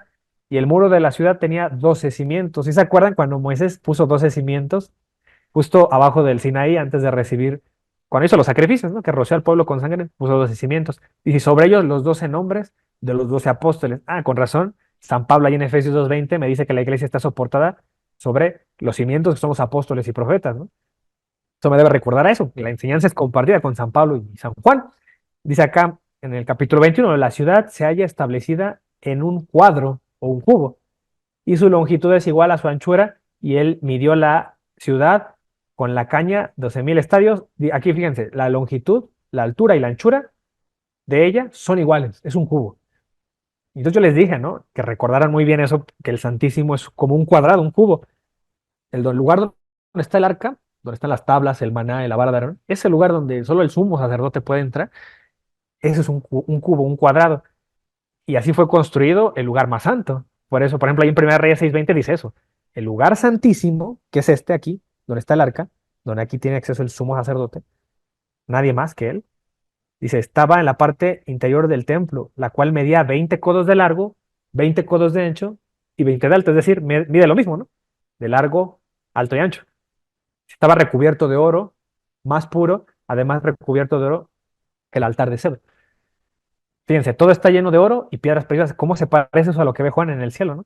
Un cubo, un espacio así como cúbico, y también ve oro y piedras preciosas. Ah, o sea que el templo de Salomón sí era figura de lo que hay en el cielo. Ahora, bueno, yo les quiero, no lo puse aquí, pero a ver si alguien que tenga la Biblia a la mano puede ver el capítulo 9 de la carta de Hebreos, por favor. Hablando ahorita del lugar santísimo. Porque fíjense, ya les dije, aquí tiene el acceso solo el sumo sacerdote a este cubo, ¿no? Y Jesús es nuestro sumo sacerdote. Entonces, a ver si pueden abrirla en el capítulo 9 en el verso 12. Y alguien que lo pueda leer, por favor, en voz alta. Solo el versículo 12. Hebreos Hebreos 9:12. 9:12. Ajá. Hebreos 9:12. Vamos a ver qué explica San Pablo del Santísimo. Dice así, y no fue la sangre de chivos o de novillos la que le abrió el santuario, sino su propia sangre, cuando consiguió de una sola vez la liberación definitiva. Ah, ahí no lo pierdas de vista. Ahorita lees el 24, el verso 24. Entonces fíjense que no fue con la sangre de animales. Jesús con su propia sangre entra a ese santuario, a ese lugar santo. ¿Puedes leer el 24, por favor? Pues ahora no se trata de un santuario hecho por hombres, figura del santuario auténtico, sino que Cristo entró en el propio cielo, donde está ahora ante Dios en favor nuestro. Ahí está. Entonces por eso Juan ve una ciudad, ¿no? Pública, porque es el lugar donde entró Jesús y nos abrió la puerta a nosotros, que era figura de lo que veían en el templo de Salomón, el lugar más santo. Entonces, Jesús es nuestro sumo sacerdote por el cual, gracias a él, entramos a ese cuadrado, ¿no? Que es la ciudad celestial que ve Juan en el cielo. Nos lo explica ahí San Pablo, muy clarito. Entonces, fíjense cómo eran obsoletos los sacrificios de animales. Es decir, esa gente no tenía acceso al cielo en tiempos de Moisés. Con razón, San Pedro me explica, ¿no? Que fue a predicar Jesús a los espíritus encarcelados que venían desde tiempos de Noé. Porque hasta que llega Jesús es cuando ya todos tienen acceso. Es decir, Jesús no solamente viene a salvar a los que estamos vivos, también a los que ya habían muerto. Les da acceso al cielo. Y ya aquí en el capítulo 21, del verso 18 en adelante, dice el material de su muro, y aquí voy a empezar a nombrar cosas que nos recuerdan al Edén y a otras alianzas, donde siempre les dije, miren, pongan atención, el oro y las piedras preciosas. Dice que la ciudad era de oro puro, igual que el Santísimo, ¿no? Ahí en el templo de Salomón está cubierta de oro, semejante al vidrio limpio, y los cimientos del muro de la ciudad estaban adornados con toda piedra preciosa. El primer cimiento era jaspe y empieza a nombrar un montón de piedras preciosas. Jaspe, zafiro, ágata, esmeralda, ónice, carnalina, crisólito, berilio y muchas más, ¿no? Dice también que las 12 puertas eran 12 perlas. Cada una de las puertas era una perla. Y la calle de la ciudad era de oro puro, transparente como vidrio. Pues con razón las iglesias también están adornadas así, ¿no? Tratan de semejar también ese cielo. ¿Por qué la iglesia trata de asemejarse al cielo? Porque, pongan atención, hay muchas iglesias que están doradas, tienen ángeles, querubines, ¿no? Entonces, ¿por qué será? Porque se lleva a cabo una celebración en ese lugar que es una extensión del cielo. En el cielo hay una celebración, bueno, en la misa también está esa misma celebración. También estamos convidados, ¿no? O invitados los vivos. Claro, los que ya murieron y están en presencia de Dios están viviendo esa fiesta eterna, pero nosotros también estamos invitados, y aunque a algunos no nos guste ir a misa o nos aburra, nos distraemos, pero precisamente es porque estamos todavía, ¿no? Tenemos esa caída, una naturaleza debilitada por el pecado original, pero por eso, con los ojos de la fe, en la misa, la vemos, bueno, la gente que tenga fe lo ve de una manera distinta, ¿no? Por eso, pues, eh, hay gente que le gusta ir a misa y no comprendemos, a lo mejor algunos no comprenden, pero es porque ellos saben que están viviendo una fiesta celestial en la misa. Por eso es tan importante, ¿no? La misa, celebrarla, pues, todas las veces que tú quieras, cuando menos los domingos, dice la iglesia, ¿no? Nos manda. Eh, Entonces, miren, pues dicho de paso, ¿no? Por eso también el Apocalipsis, si tú lo lees detenidamente, te darás cuenta que bastante se menciona o te va a llegar el recuerdo de lo que vives en la misa. Por eso Scott Hahn, cuando él se convirtió al catolicismo, dijo que cuando asistió a su primer misa, él se sorprendió porque él veía, cuando él vio la misa, dice, me gusta mucho esa frase que dijo en uno de sus libros, dice, cuando yo vi la misa, o sea, no necesité la Biblia. Dice, yo llevaba mi Biblia para ver si los católicos eran bíblicos. Dice, no era necesario ver la Biblia. Yo estaba viviendo la Biblia ahí en ese momento, dice, yo estaba en la escritura, porque yo estaba viendo todo lo que hacían los católicos y cuando veía el incienso, la liturgia, cuando vi que empezaron a cantar Santo, Santo, ¿no? Es el Señor Dios del universo, se acordó de Apocalipsis 8:4, ¿no? Donde ahí los ángeles y arcángeles están cantando Santo, Santo, Santo. También eso lo vio Isaías, cuando ve en el cielo, ahí en Isaías 6, vio eso, ¿no? Y vi el canto Santo, Santo, dice, yo estaba viviendo la celebración que vio Juan en el cielo, la estaba viviendo yo aquí con los católicos, ¿no? En la misa, y fue algo que le sorprendió bastante, ¿no? Y eso ayudó mucho a su conversión al catolicismo. Entonces, fíjense acá, dice, y no vi en ella templo, porque el Señor Dios Todopoderoso es el templo, Dios es el templo. ¿Sí se acuerdan? Cuando lo vimos ahí en Juan 2, en el Evangelio, que Jesús dijo, destruyan este templo y yo lo levanto en 3 días, y el evangelista explica, Jesús se refería al templo de su cuerpo. Ah, bueno, su cuerpo es la iglesia, ¿no? Pero también su iglesia es esta ciudad, esta congregación, la iglesia triunfante. Eso es el templo, ¿no? Entonces dice, el Todopoderoso es el templo de ella y el Cordero también. La ciudad no tiene necesidad de sol ni de luna que brillen en ella porque la gloria de Dios la ilumina y el Cordero es su lumbrera. Fíjense, el Cordero es su lumbrera, es nuestra luz. Por eso la Eucaristía, ¿no? La tenemos en una custodia que parece un sol, una luz, porque ese es lo que va a representar, ¿no? Aquí en la tierra lo que es el Cordero, es la lumbrera. Dice, no entrará en ella ninguna cosa inmunda, ¿no? Por eso decimos que hay que purificarse, si no alcanzas ahorita en vida, al menos en el purgatorio. Dice, o que hace abominación y mentira, sino solamente los que están inscritos en el libro de la vida del Cordero, solo ellos. Y acá en el capítulo 22 dice, bienaventurados los que lavan sus ropas para tener derecho al árbol de la vida. Fíjense, ¿desde cuándo se mencionaba el árbol de la vida? La última vez que yo lo mencioné fue con Adán y Eva, cuando le cerraron la puerta y los corrieron del Edén, para que no tuvieran acceso al árbol de la vida. Eso está en Génesis 3:22. Pero ¿qué me dice Jesús allá en la enseñanza de Cafarnaúm? El que come mi carne y bebe mi sangre tiene vida eterna. Entonces, comer y tener vida eterna solo se mencionó con el árbol de la vida en Adán y Eva, se menciona con Jesús y Jesús lo retoma y los que crean en él van a tener vida eterna y los que coman de él.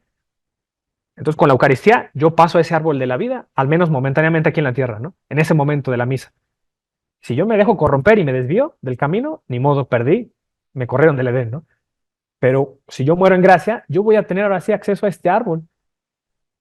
Y por eso dice, y los hechiceros y los fornicarios y los homicidas, ¿no? Eso es lo que estarán fuera, los idólatras, y todo aquel que ama y hace mentira, esos quedarán fuera. Aquí menciona San Juan. Por eso, el protestante, si va a sostener que el católico es idólatra, no les crean cuando dicen, ¿no? Porque yo he oído protestantes que dicen, no, es que los católicos son idólatras, pero no importa, hay católicos que se van a salvar. No, no, aquí dice que los idólatras no entrarán. Entonces, bajo esa postura, el protestante debería sostener que si el católico es idólatra, no va a entrar en el reino de Dios. Ninguno, ningún católico. Por eso no me gusta, pues, ese es un factor un poco hipócrita el decir, no te preocupes, tú sigue en tu iglesia, pero ven a nuestras clases de Biblia, ¿no? Y al final es una manera indirecta de decirte, de meterte en la teología, porque en realidad ellos saben, y son conscientes los que saben, que los idólatras no entrarán al reino de Dios. Entonces, de una manera sutil, te meten su teología y no son directos para decirte eso, ¿no? Eh, entonces, es mentira eso que digan. Si de verdad sostienen esa postura, los católicos no entraríamos ahí. Pero sabemos que no es cierto, ¿no? Por todo lo que ya hemos visto en este grupo de apologética. Entonces dice, y el espíritu y la esposa dicen, fíjense, aquí ya pone los dos, ¿no? El espíritu y la esposa, ven. Es la invitación, ven, te dicen. Y el que oye diga, ven. Es decir, si a mí ya me invitaron, ahora yo que hoy tengo que decirle a los demás, ven, ¿no? Tengo que invitar a los demás también a esta boda. Y el que tiene sed, venga. Y el que quiera, tome agua de la vida gratuitamente. O sea que tienes que querer, ¿eh? No es como que ya Dios dio su vida a Jesús, ya soy salvo. Aleluya. ¿No? No, tienes que querer. ¿Cuándo? Diario debes querer eso, porque diario te puedes corromper. Entonces, es un proceso. Por eso nosotros sostenemos que la justificación para el católico es un proceso. No es algo que ganaste un día y se quedó congelado en el tiempo y ya no lo vas a perder. Puedes perderlo. Por eso San Pablo habla de la salvación como algo pasado, como algo presente y como algo futuro. Eso no lo podemos leer, Filipenses 2:12, ¿no?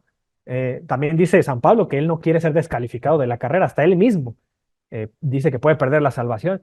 Ahí en Romanos 13:11, si mal no recuerdo, es donde dice que nunca estuvimos tan cerca de la salvación. Y el protestante dice que ya fue salvo, ¿no? Pero San Pablo dice estar cerca. O sea que todavía no llegamos, ¿no? O sea, es algo que hay que buscar diario. O sea, sí se describe como un proceso, ¿no? Que tenemos que vivir para entrar a esta boda. Bueno, ya para ir finalizando esto, ven que con todos los mediadores vimos varios títulos que tenían los mediadores. Y solo por mencionar algunos versículos, porque Jesús tiene todos los títulos. Por ejemplo, en Sabiduría 2:13 dice que conoce, cuando vimos esta profecía, ¿no? Que habla de Jesús, el título de hijo. Dice que conoce a Dios y se llama a sí mismo hijo del Señor. ¿Quién será que se llama hijo del Señor? Pues Jesús, ¿no? En el libro de Sabiduría, en el libro que despreciaron los protestantes, ahí está esta profecía. Dice que los buenos al morir son dichosos y se siente orgulloso de tener a Dios por padre. Entonces, si eres hijo, Dios es su padre.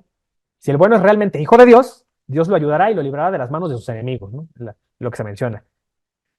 Ahí en Mateo 3:17, por eso se menciona aquí, dice, y hubo una voz de los cielos en el bautizo de Jesús que decía, este es mi hijo. O sea que Jesús es hijo de Dios, en quien tengo mi complacencia.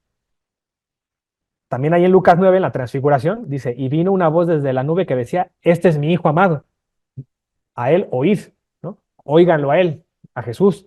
No oigan a Moisés ni a Elías, que también están ahí en la transfiguración, oigan a Jesús, ¿no? Entonces debo tener cuidado en interpretar la Biblia en que sean mandatos de Jesús, no mandatos de Moisés. Solo lo que Jesús retome es lo que tomo, ¿no? Entonces, ¿Jesús fue nombrado esposo? Sí, y varias veces. Por ejemplo, en Juan 3:28 dice, vosotros mismos me sois testigos de que dije, yo soy el Cristo, sino, yo no soy el Cristo, perdón, sino que soy enviado delante de él. Eso que ya lo está diciendo Juan el Bautista, ¿no? Ahí en Juan 3. Dice, soy un enviado de él, pero yo no soy el Cristo. El que tiene la esposa, y fíjense qué ejemplo pone, el que tiene la esposa es el esposo, más el amigo del esposo, es decir, él, Juan, que es el amigo del esposo, que está a su lado y le oye, se goza grandemente de la voz del esposo, es decir, Juan se goza en Jesús, en el Mesías. Así pues, este mi gozo está cumplido. Y lo interesante es que lo menciona al Mesías como un esposo. Jesús dijo, por ejemplo, ahí en Mateo 9:15, ¿acaso pueden los que están de bodas tener luto entre tanto que el esposo está con ellos? ¿Por qué dice esto Jesús?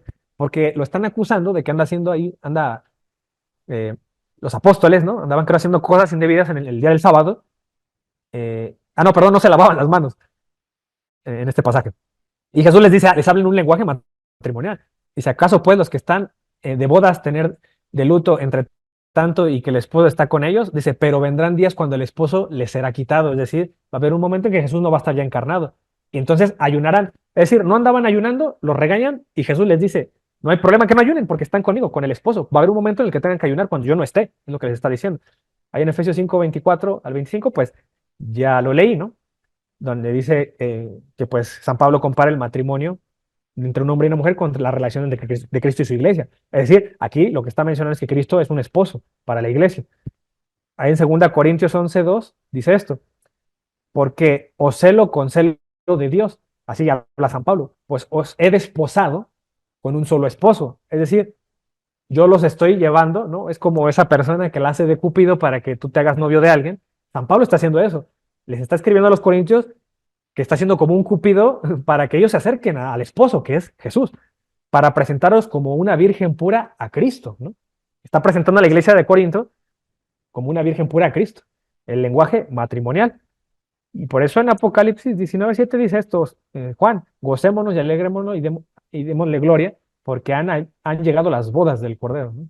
Ese Cordero es Jesús, ya lo sabemos. Y el Apocalipsis lo menciona muchísimas veces. Jesús fue sacerdote, claro, ¿no? En Hebreos 3:1, toda la carta de Hebreos lo menciona mucho. Jesús fue sacerdote. Considera al apóstol y sumo sacerdote de nuestra profesión, Cristo Jesús. Es sumo sacerdote, ¿no?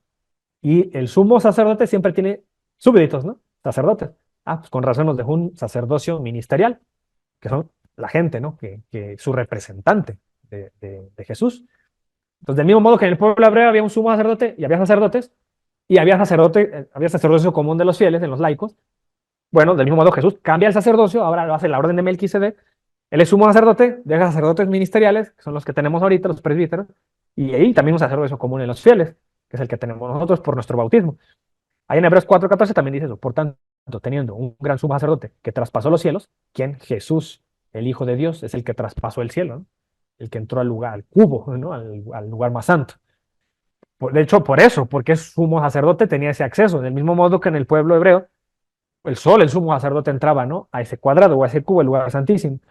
Allá en Hebreos 6:20 nos dice lo mismo, donde Jesús entró por nosotros como precursor, hecho sumo sacerdote para siempre según la orden de Melquisedec. Hebreos 9:14, cuando más la sangre de Cristo, el cual mediante el Espíritu Eterno se ofreció a sí mismo. Es decir, si se ofrece a sí mismo, es porque es sacerdote, ¿no? Ofrece dones y sacrificios, es la definición de sacerdote según Hebreos 5:1. Sin mancha a Dios, limpiar vuestras conciencias de obras muertas para que sirváis a Dios vivo. Y bueno, otras citas interesantes donde se alude al sacerdocio de Jesús. Ya vimos una, ¿no? ¿Sí se acuerdan? Que fue ahí en Mateo 12, cuando él reclama, ¿no? Que él también puede romper el sábado sin culpa, igual que los sacerdotes, porque él es sacerdote, ¿no? Él de manera indirecta nos lo está diciendo y sus apóstoles también lo pueden hacer, porque también son sacerdotes. Pero fíjense, en Mateo 12:5 dice eso. ¿O no habéis leído en la ley que el día de reposo de los sacerdotes en el templo profanan ese día y son sin culpa, ¿no? Entonces yo también lo puedo hacer, les está diciendo.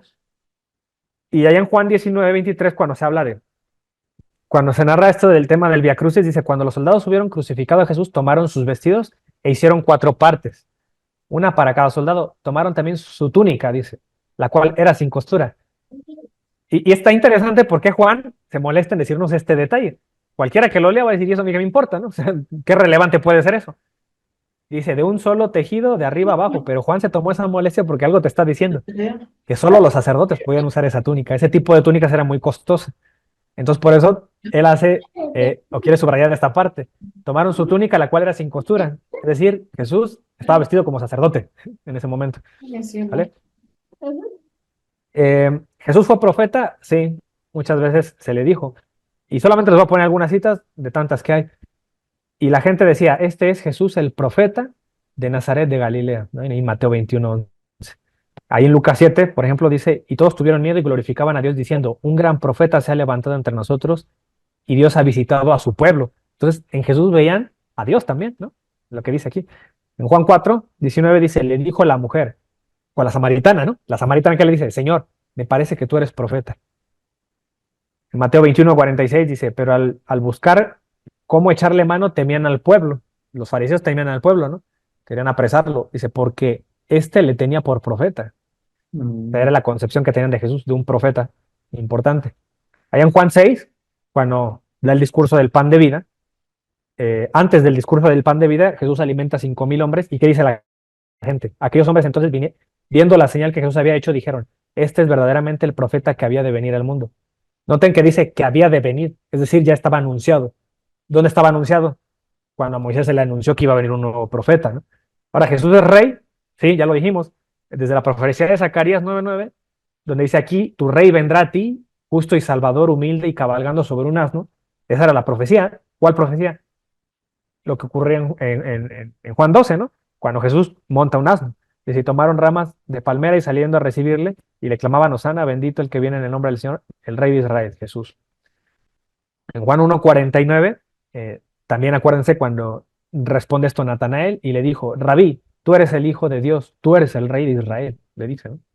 Entonces, Natanael hace aquí una confesión muy parecida a la de Pedro, ¿no? Tú eres el Hijo de Dios vivo, ¿no? De hecho, se menciona desde antes, eh, tú eres el Rey de Israel. Pero no le dijo a Natanael, bienaventurado Natanael, a ti te daré las llaves del reino, ¿no? Lo que tú ates, no le dice eso a Natanael, porque eso solo se lo dice a Pedro, a pesar de que otros se habían confesado lo mismo, pero el interés de Jesús está en Pedro. Eso sí, sí hay que tenerlo claro, porque a veces el protestante se recarga en decir, es que Pedro dijo algo que nadie sabía y por eso su premio fueron las llaves del reino, ¿no? No, ya lo habían dicho, pero Jesús tenía un interés muy particular en Pedro. Fíjense, ahí en Juan 18:36 respondió Jesús, mi reino no es de este mundo, ¿no? Es lo que le dice si mal no recuerdo, creo que a Poncio Pilato, ¿no? Le dice, mi reino no es de este mundo, si mi reino fuera de este mundo, mis servidores pelearían para que yo fuera entregado a los judíos, pero mi reino no es de aquí. Entonces ya a manera de resumen, y ya para acabar, ahora sí, pues miren, hicimos un viaje muy largo desde el Génesis hasta el Apocalipsis. Y por eso, con razón, ahí en el Catecismo de la Iglesia Católica busquen la enseñanza del sacramento del matrimonio y uno de los primeros numerales dice que la alianza matrimonial se habla desde el Génesis hasta el Apocalipsis con las bodas del Cordero. Entonces, todo el tiempo, cuando ustedes tomen la Biblia, dense cuenta que es un libro que habla de todos los intentos que hizo Dios de unirse a la humanidad de manera matrimonial y mística, así como un esposo se une místicamente con una esposa y hacen una sola carne, Dios es lo que hay que hacer con nosotros una familia y que formemos parte de esa familia. Ahora a nosotros nos corresponde, gracias a la apologética, invitar a todos, a la familia, ¿no? Hasta incluso al protestante también, ¿no? Al que dice que ya encontró a Dios. Está bien, qué bueno, ¿no? No dudo que ahí Dios esté con ellos, pero no es lo mismo la presencia de Dios ahí que en la Eucaristía, ¿va? Entonces, también debe haber interés y debe haber un poco más de amor por la verdad. Yo sé que el protestante ama la verdad y cree estar en la verdad, pero debe haber un poco más de amor por la verdad y escudriñar bien la escritura, y para eso Dios se vale de sus discípulos, vayan y prediquen, ¿no? Ahora nos toca a nosotros, según el Concilio Vaticano II, ahora los laicos también deben de hacer ecumenismo y también los laicos deben de involucrarse, ya no es una labor que solo le toca a los sacerdotes, también debemos de involucrar a nosotros y para eso es la apologética, para que al menos con uno, ¿no? Dice allá Santiago en su carta esta de Santiago del capítulo 5, que el que haga, ¿no? Volver del error a un descarriado, se le perdonarán multitud de pecados, ¿no? Hay que formar parte de esos, de que hay que descargar con uno que te traigas, que deje las medias verdades o la mentira, ¿no? Los ateos, la mentira, los cientificistas, los ateos, las medias verdades, los protestantes, ¿no? Con uno de esos ya se te perdonan multitud de pecados, ¿no? Y vimos que, ¿cuántas alianzas? Desde Adán, y vimos que había un mediador con Adán, un monte, el Edén, y ahí les dejo las citas, para que si quieren saquen pues que sean las mínimas citas que nos aprendamos de memoria, ¿no? Cuando hablemos, enseñemos en nuestras parroquias las alianzas y citemos, ¿no? La alianza con Adán, ¿dónde está? Génesis 2, 22 al 24. Hay un juramento, ¿no? Hay una unión carnal, carne y hueso que proclama aquí Adán. Esto es un pacto que tiene un matrimonio, Adán. Y no solamente lo está teniendo con la mujer. Acuérdense que un matrimonio es la unión de la mujer, el hombre y Dios. Es la alianza y la primera alianza. Y si no queda claro en Oseas 6:7 dice eso, ¿no? Más ellos, cual Adán, traspasaron el pacto, dice la reina Valera. Con Noé, otro mediador, ¿dónde fue? En el monte Ararat. Y ahí en Génesis 9:12 al 13 es donde está más claro. Y dijo a Dios, esta señal del pacto que yo establezco entre mí y vosotros y todo ser viviente que está con vosotros por siglos perpetuos. Mi arco he puesto en las nubes, un arco iris, el cual será por señal del pacto entre mí y la tierra. Es la señal. Vimos con Abraham que había tres partes del pacto con Abraham. ¿Dónde fue? Bueno, la cúspide de ese pacto fue en el monte Moria, ¿no? En la tierra de Moria. Pero Dios de tres maneras hizo pacto con Abraham, digamos que lo completó. La primera fue cuando partió los animales por la mitad en Génesis 15:18, con que se aprendan esa. Génesis 17, del 6 al 7, yo diría que hasta el versículo 10 también, se lo aprenderán. Génesis 17:7, sí, apréndanselo. Y multiplicaré en gran manera y haré naciones de ti y reyes saldrán de ti y estableceré mi pacto. ¿Cuál fue? La circuncisión, ¿se acuerdan? Y tu descendencia. Después de ti, tus generaciones por pacto perpetuo. Entonces ahí establece la circuncisión.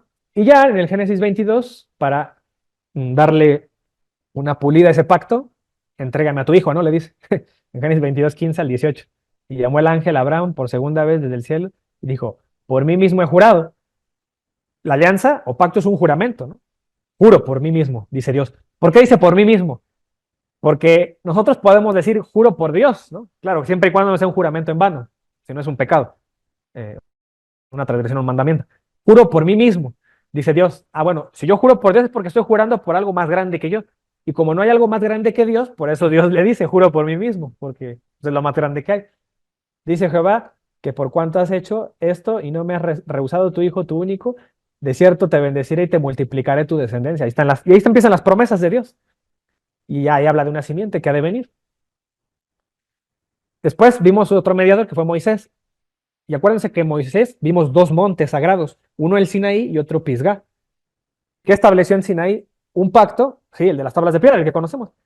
Miren, ahí en Éxodo 20, que todos saben de memoria, el Éxodo 20, por aquel tema del decálogo, sí ahí se mencionaron los mandamientos, pero formalmente el pacto fue en el Éxodo 34. Porque acuérdense que después del Éxodo 20 hubo una caída del becerro de oro y un relajo que se hizo ahí. En el Éxodo 34 es donde ya formalmente se establece esa alianza. Y dice, él contestó esto, he aquí, yo hago pacto delante de todo tu pueblo, haré maravillas que no han visto hechas en toda la tierra, ni en nación alguna, y veré todo el pueblo en medio de ti, estás tú, la obra de Jehová, porque será cosa tremenda la que yo haré contigo. Y Jehová dijo a Moisés, escribe tú estas palabras, porque conforme a estas palabras he hecho pacto contigo y con Israel. Ahí está el pacto. Un pueblo elegido, Israel. Entonces hizo pacto, ahí están las tablas de piedra, pero también digamos, otro sello que hace del mismo pacto, o otra parte de ese pacto que hace con Moisés, que fue en el monte Pisgah, donde Dios narra varias cosas y la escribe en un libro que conocemos como segunda ley. Les puso más leyes porque se portaban mal, y esa segunda ley también le llamamos Deuteronomio, ¿no? O segunda ley. Por eso está en Deuteronomio 29, 1 al 9. Se menciona ahí desde el verso 1. Estas son las palabras del pacto de Jehová que mandó a Moisés que celebrase con los hijos de Israel en la tierra de Moab. Es en otro lugar. Además del pacto que concretó con ellos en Horeb. Acuérdense que Horeb es el Sinaí. Ah, o sea que es un pacto aparte del Sinaí, ¿no? Es otra parte del mismo pacto. Y por eso dice aquí, guardaréis pues las palabras de este pacto y las pondréis por obra para que prosperéis en todo lo que hiciereis. Por eso el judío estaba muy casado con las obras, ¿no? Las obras de la ley que describe San Pablo, porque dice este pacto lo pondrás por obra. Y San Pablo dice las obras de la ley ya no valen, ahora es la gracia de Cristo, ¿no? Pero no está descartando las obras de caridad, San Pablo, solo las obras de los judíos, del ritualismo judío. Entonces, eso es importante subrayarlo. Entonces, en Moisés hay dos partes del pacto, una en el Sinaí y una en el Pisgah. Una son las tablas de piedra y otra es el Deuteronomio. Y ese libro, acuérdense que lo puso junto al arca y lo leían, ¿no? Continuamente a las siguientes generaciones, es lo que dictó Dios. Y ya para acabar, el siguiente mediador que vimos fue David en el monte Sión, fue, ¿no? Donde hace esta alianza. Y digo, hay muchísimos versículos que les mostré donde se menciona esta alianza que hace con David. Uno muy concreto y muy bueno es el Salmo 89, verso 3, en donde menciona esto, el salmista David, dice, hice pacto con mi escogido. ¿Quién? Uría David, mi siervo, diciendo, para siempre confirmaré tu descendencia y edificaré tu trono por todas las generaciones. Aunque se aprenda ese versículo, es muy claro, donde se menciona un pacto con David. Y con Jesús, pues bueno, ¿cuál es? La última cena, ¿no? Donde les dije que ahí se menciona el pacto, en la última cena. Por eso no descartamos la última cena junto con la crucifixión, como parte de la alianza que hizo Jesús. Por eso puso de igual manera, después de que hubo cenado, tomó la copa diciendo, esta copa es el nuevo pacto en mi sangre, que por vosotros se derrama. Hayas el pacto en la Eucaristía, Jesús. Y en Hebreos 13:20 también habla, ¿no? San Pablo ahí de la sangre de ese pacto. Y el Dios de paz que resucitó a los muertos a nuestro Señor Jesucristo, el gran pastor de las ovejas, por la sangre del pacto eterno, se menciona, por su sangre. Bueno, los libros que yo utilicé, el principal, que fue la estructura de toda esta saga de pactos, fue el de la Biblia paso a paso de John Bersma, un converso que era protestante, se convierte al catolicismo y defiende muy bien nuestra fe. Esta es una guía de la editorial Verbo Divino, también muy buena. Aunque es muy ameno, es mucho más ameno este libro, el de la Biblia paso a paso de John Bersma. Muy divertido y muy amena la lectura, no es pesada. Esta sí tal vez un poquito más, pero esta es una guía para comprender el Antiguo Testamento. Y me gusta porque viene muy bien documentada, incluso viene con evidencia arqueológica. Este libro yo lo compré en Amazon. Bueno, este lo tengo en electrónico, este lo compré en Amazon. Muy bueno, es una guía más actual. Hay otras guías también de Verbo Divino, por ejemplo esta, que es una anterior, que también habla del Antiguo Testamento, que escribieron estas dos personas. Yo estas las conseguí en otros, en un bazar, los compré. Ahí. Los conseguí, una del Nuevo Testamento y una del Antiguo Testamento. Y que también, por cierto, John Bersma también tiene un libro que no lo he conseguido porque está caro, y creo que está caro por el envío, pero se llama El Nuevo Testamento Paso a Paso de John Bersma. Y ese también no lo he conseguido, pero lo voy a conseguir en algún día que Dios me sustente con más dinero. Y estos libros que la verdad, les debo decir, estos libros me han cambiado la vida, en serio se los digo. Eh, Estos libros yo los conseguí el diciembre pasado, pero yo ya había leído acerca de estos autores y los conseguí en Amazon y me salieron caritos, pero valen toda la pena del mundo. Y de hecho la alianza eucarística que yo les mostré, la conseguí o se las expuse en base a estos libros. Que uno es La Cuarta Copa de Scott Hahn. eh, este libro, son libros que yo por estos libros me gusta más la misa y me cambiaron la fe en mi vida y son apologistas ellos, se convierten en buenos apologistas. La Cuarta Copa de Scott Hahn, donde ahí les mencioné, todo lo que les mencioné de las cuatro copas, lo aprendí aquí en este libro. La Cena del Cordero, que es una muy buena guía para comprender el Apocalipsis y la misa. Este libro está en electrónico, también lo pueden conseguir fácilmente, está en internet. Y este, que también, este no está en internet, pero sí lo pude conseguir, es el Jesús y las raíces judías de la Eucaristía. Por eso les puede exponer, ¿no? Todos estos temas de cómo, estas citas que les exponía de los documentos judíos, las saqué de ese libro, ¿no? Y me puse a estudiar una página que se llama Cefaria, y es una página en internet porque hay mucha documentación judía de su tradición, y ahí en Cefaria se llama, ahí me puse a revisar las citas de este libro en esa página, y de ahí las saqué, ¿no? Para estar seguro que citaba bien este autor y de todos los documentos judíos que hay. Y hay una infinidad de documentos judíos que todos, cualquiera de ustedes puede tener acceso, están en línea. O sea, no los tienes que descargar, ahí los vas viendo. Están en inglés y lo mismo los puedes traducir en español y ahí puedes aprender un montón de judaísmo con esos documentos. ¿Vale? Entonces, eso sería todo, amigos. Y pues solamente agradecerles el haberme permitido compartir un poco de mi fe.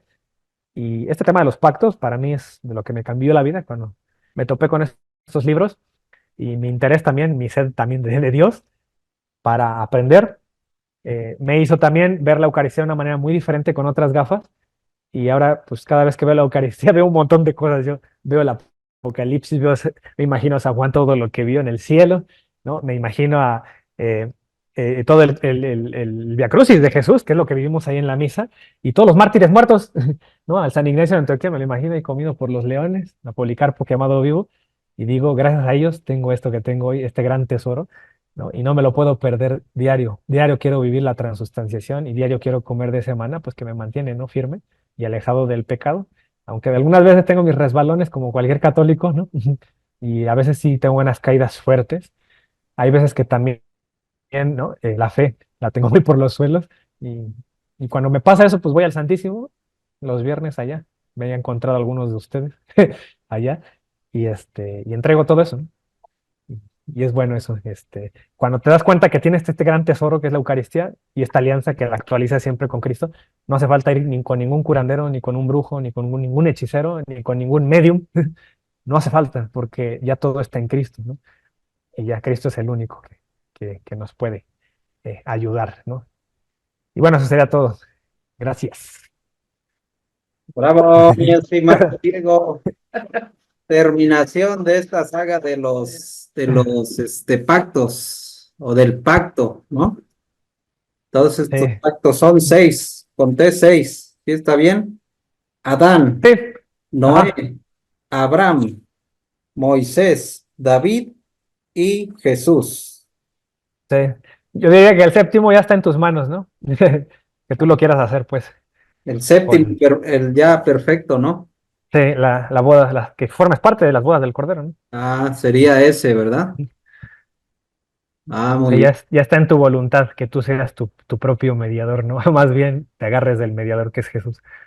Mm. Así es, o sea, que necesitamos nosotros aceptar precisamente esos pactos y aceptar la salvación, porque pareciera que, bueno, queremos que ya Jesús haga todo y pensamos que el ser humano no tiene que hacer nada o que ya no merecemos todo, ¿no? Por eso dice uno, ¿por qué hay tanta maldad y esto?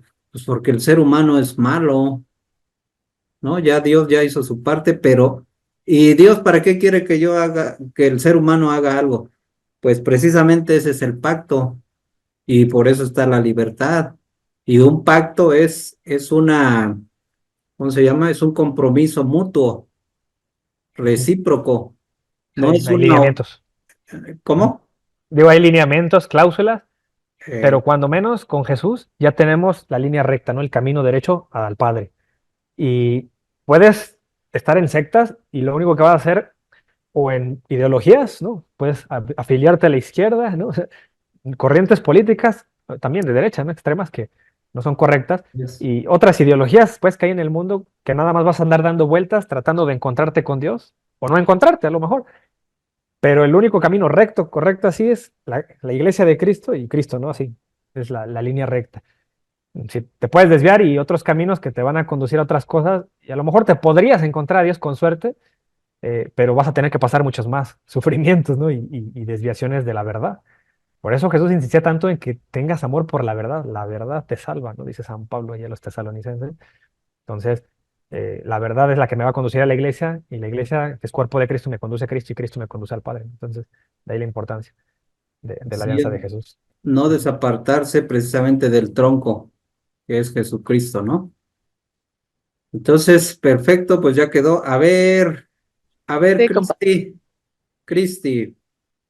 Hola, bueno, la verdad es que yo no había querido meter mucho, bueno, así yo solita, al apocalipsis porque hay muchas, como vamos a decir, como corrientes, ¿no? Que uno dice una cosa, otros otra, y yo no había querido como ahí, escudriñar, como dicen, pero ya creo que con esto que nos ha explicado muy bien Diego, o que por lo menos me ha dado mucha luz hasta ahorita, creo que sí coincide mucho, ¿no? No hay mucho que tener duda porque habla de todo, ¿no? La cuestión de la misa, la fe en sí, eh, todo como el conjunto de todas los pactos y todas las alianzas que nos ha ido mostrando. Desafortunadamente no empecé con todas, pero ya las he estado viendo para como actualizarme y ya me gustó mucho y agradezco mucho eso porque ya tengo como que otra forma de verlo. Ya, muchas gracias.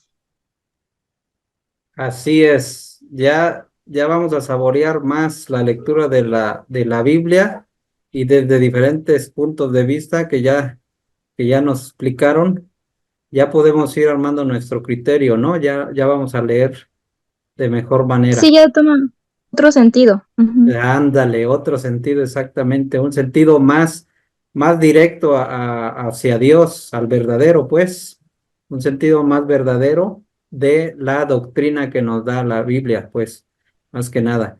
Y entonces, Diana, a ver, coméntanos algo, Diana. Hola, buenas noches. Mil disculpas primero porque llegué tarde. Andaba haciendo unas cosas con los niños y ya llegué tarde. No te Y preocupes. bueno, como siempre, quiero felicitar muchísimo a Diego porque fue una exposición muy buena, muy clara, muy Gracias. concisa. O sea, concisa en el sentido de que abarcó varios temas muy importantes. Y aquí hice rápido algunas anotaciones y bueno, solo hacer algunos comentarios muy cortitos. Por ejemplo, lo que decía de las obras, ¿no? Que para nosotros, para los católicos sí son importantes las obras. Hace como 2 domingos que fue un debate que Diego nos compartió, como yo estaba aquí haciendo limpieza, pues me puse a escucharlo. Y la verdad es que el protestante, híjole, no sé, a mí me dio un poco de pena ajena, porque como decía el presentador, bueno, no lo dijo en ese momento, lo dijo después en otro video, pues se ve que no se había preparado correctamente, pero bueno, él insistía, ¿no? Que hasta lo sentí que lo dijo como en un tono como un poco de burla, pero también como si nosotros los católicos tuviéramos un problema en que Jesús ya nos había justificado una vez y para siempre, ¿no? Entonces, así como que nosotros no creíamos en eso, que ya estábamos justificados por Jesús y que entonces nosotros le teníamos que ayudar a Dios para salvarnos, ¿no? O sea, es algo así como si nosotros los católicos, yo así lo entendí, así lo leí, como si nosotros los católicos nos quisiéramos poner en el nivel de Dios. Así Obviamente es. eso no es posible, ¿no? Pero sí, o sea, nosotros, y yo lo tengo clarísimo, por eso tenemos los 10 mandamientos y sí son importantes nuestras obras, ¿no? Y sí son importantes, o sea, pues seguir los 10 mandamientos, ¿no? Y justamente yo creo que esto va relacionado con la cuestión de la gracia, ¿no? Que comenta Diego en la misa y estar preparados para ese momento. Hay un sacerdote que dice que no sabemos cuándo va a ser el fin del mundo y si alguien viene y nos dice, es que la Virgen bajó y nos dijo en una, ¿no? En una, eh, revelación privada, que ya se va a acabar el mundo, pues yo lo pondría en duda, porque Jesús en la Biblia dice que nadie lo sabe, ni siquiera él, ¿no? Pero lo que sí sabemos es que cuando nosotros nos muramos, ese va a ser nuestro juicio final. Entonces, por eso tenemos que estar preparados, porque no sabemos cuándo va a ser nuestro final, ¿no? Eso, Y, exacto, sí. Y entonces nuestras obras tienen que ir ligadas con esa gracia, ¿no? Con cuidar esa gracia que Dios ya nos dio, ¿no? Como decía Diego, o sea, en el Antiguo Testamento no tenían la posibilidad de ir al paraíso hasta que vino Jesús y murió por nosotros porque era el único, o sea, no había nadie más que podía darnos ese paso al paraíso, al cielo, ¿no?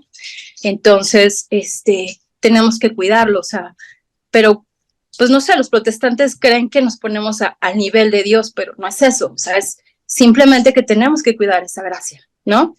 Entonces, bueno, ese es como dos de los puntos que de muchos que obviamente dijo Diego, pero que quería, pues comentarles.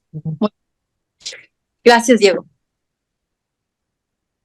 así es. Sí, exactamente esa es la percepción que ellos tienen, o más bien es la percepción que les inyectan los pastores protestantes, los pastores mayores, eso les inyectan para decir, no, es que los católicos no aceptan ya la salvación de Jesucristo. Ellos quieren participar como si ellos fueran Dios, o sea, no les basta la salvación de Jesucristo, ellos quieren hacer obras para salvarse. Lo cual, bueno, pues está bien equivocado, ¿no? Nosotros lo comprendemos muy bien porque es algo muy normal para un católico, pero hay que explicárselos porque ellos ya están contaminados. De hecho, ellos fueron católicos, nada más que ahora están contaminados y ahora hay que revertir toda esa contaminación. Y eso es lo difícil. Pero contra ellos, haz de cuenta que con el debatiente no lo vas a convencer nunca, es claro.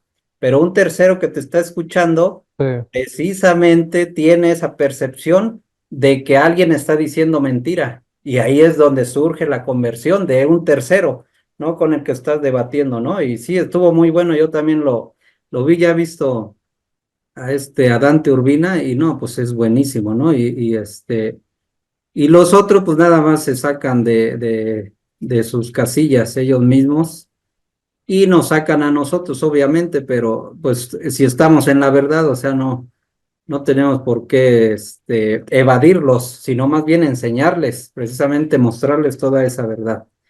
Entonces, Are, Sí, algo que yo quiero nada decir. más como sugerirles y sugerirme ver nuevamente pues todos estos temas, ¿no? Repasarlos, ver nuevamente los videos, porque así pues vamos a ampliar más nuestro conocimiento. Y también, bueno, me preguntaba, ¿no? ¿Cómo amar más a Jesús? ¿Cómo amar más a Dios?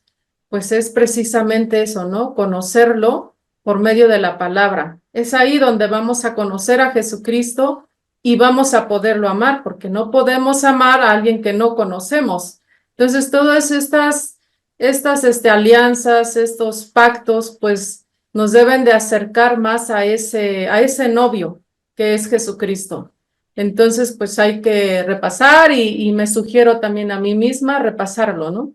Repasar estos temas, que es muy importante. Y también con eso de la misa me hacía recordar al el Padre Pío, creo así dice, creo sí, que si supiéramos el valor que tiene la misa, las iglesias estarían llenas.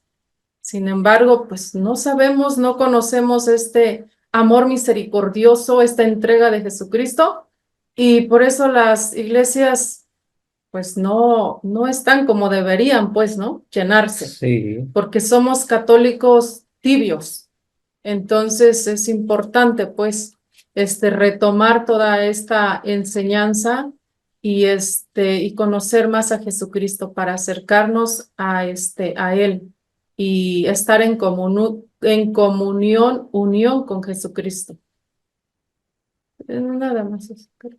Sí, bueno, yo nada más para acabar ahorita algo que mencionaste muy bueno, si seguimos esa analogía, o sea, nos metemos en ese papel, en la alianza, si Jesús es el esposo y él busca, igual que un hombre corteja a una mujer, él busca, ¿no? Que tú también te integres, formes parte de esa familia.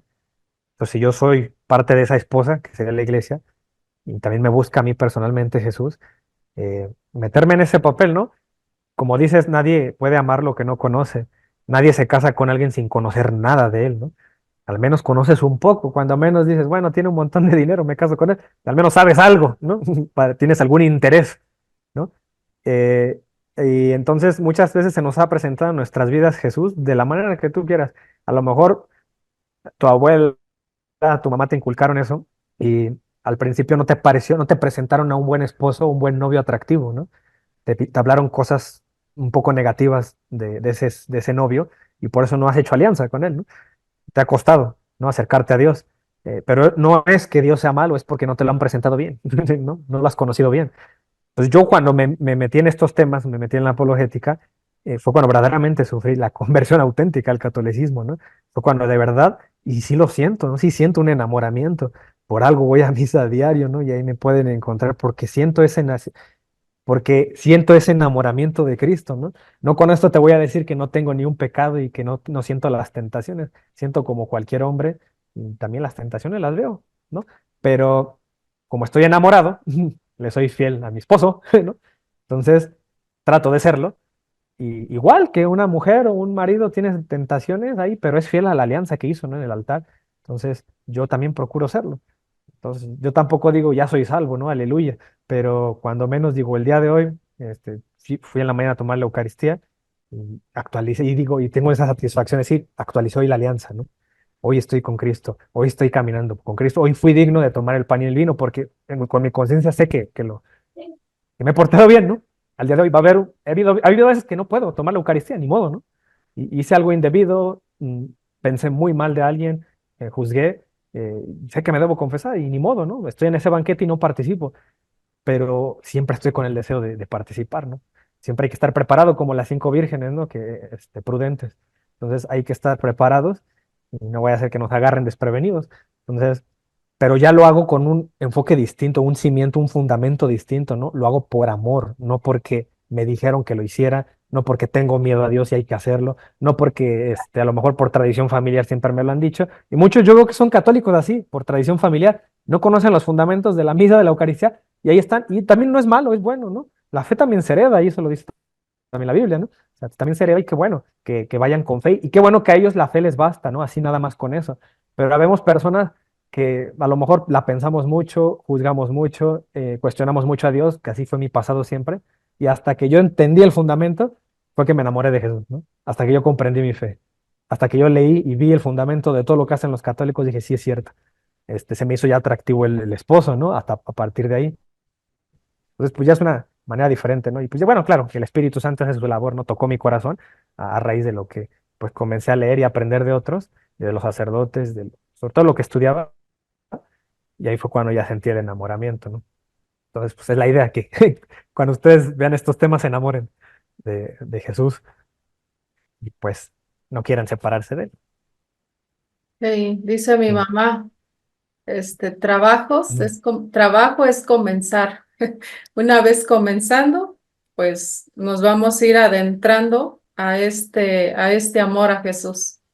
Entonces, pues hay que empezar. Los que no hemos empezado, hay que empezar. Los que van adelantados, qué bueno que nos motivan a hacerlo. Así es. Ujú. Es correcto. Y una prueba de que precisamente el Espíritu Santo está actuando en nosotros es que algo nos llama y por eso estamos aquí, aunque a veces no inconscientemente, o sea, conscientemente no entendemos por qué estamos aquí, si es medio complicado por el horario, es medio complicado por todas las cosas que tenemos que hacer. Es medio complicado porque, pues, ¿qué nos motiva si estamos en línea? O sea, ni siquiera nos vamos a ver personalmente, ¿no? Pero estamos aquí, algo nos está jalando y es una muestra del Espíritu Santo que nos está guiando Invitando. y nomás hay que dejarnos flojitos y cooperando, poco a poco, al nivel que estemos cada uno de nosotros, ¿no? Entonces, pues si no hay nada más, otro comentario, nos vamos en presencia de Dios y damos por terminado entonces este tema de los pactos y ya la próxima semana comenzamos otro, primeramente Dios. ¿Sale? Gracias, Diego. Entonces, Gracias. terminas entonces tú con la oración para cerrar con broche de Sí. oro. Dale, pues, vámonos. En el nombre del Padre, del Hijo y del Espíritu Santo. Amén. Amén. Dios, te damos gracias por concluir pues este conjunto de reflexiones que hemos hecho de los pactos. Permítenos tener un mayor alcance, pues que estos videos lleguen a otras personas, puedas tocar sus corazones, puedan replantearse su vida que han llevado, si les han hablado mal de ti, si les han hablado mal de la iglesia que fundaste, puedan considerar o reconsiderar volver. Y si no, nunca les han hablado de ti, pues cuando menos con esto aprendan, ¿no? Que eres tú y que pues al final lo que te mueve es el amor. Deja que también el amor mueva a estas personas a reconciliarse con la iglesia, a reconciliarse eh, contigo y ser partícipes, ¿no? Todos de este hermoso sacramento que dejaste, que es la Eucaristía, tener la comunión contigo, la unidad contigo, como tú siempre quisiste, que fuéramos todos uno solo. Permítanos también darnos las palabras, darnos la memoria, la inteligencia para aprender todo esto y darnos las palabras para poder hablarle a estas personas que se han alejado, a las personas que andan en medias verdades, se desviaron de la fe. Eh, Permítanos también defender, ¿no? Esto. Eh, Danos también el tacto para cómo hablar, cómo decirlo, ¿no? La paciencia, mucha paciencia con mucha gente.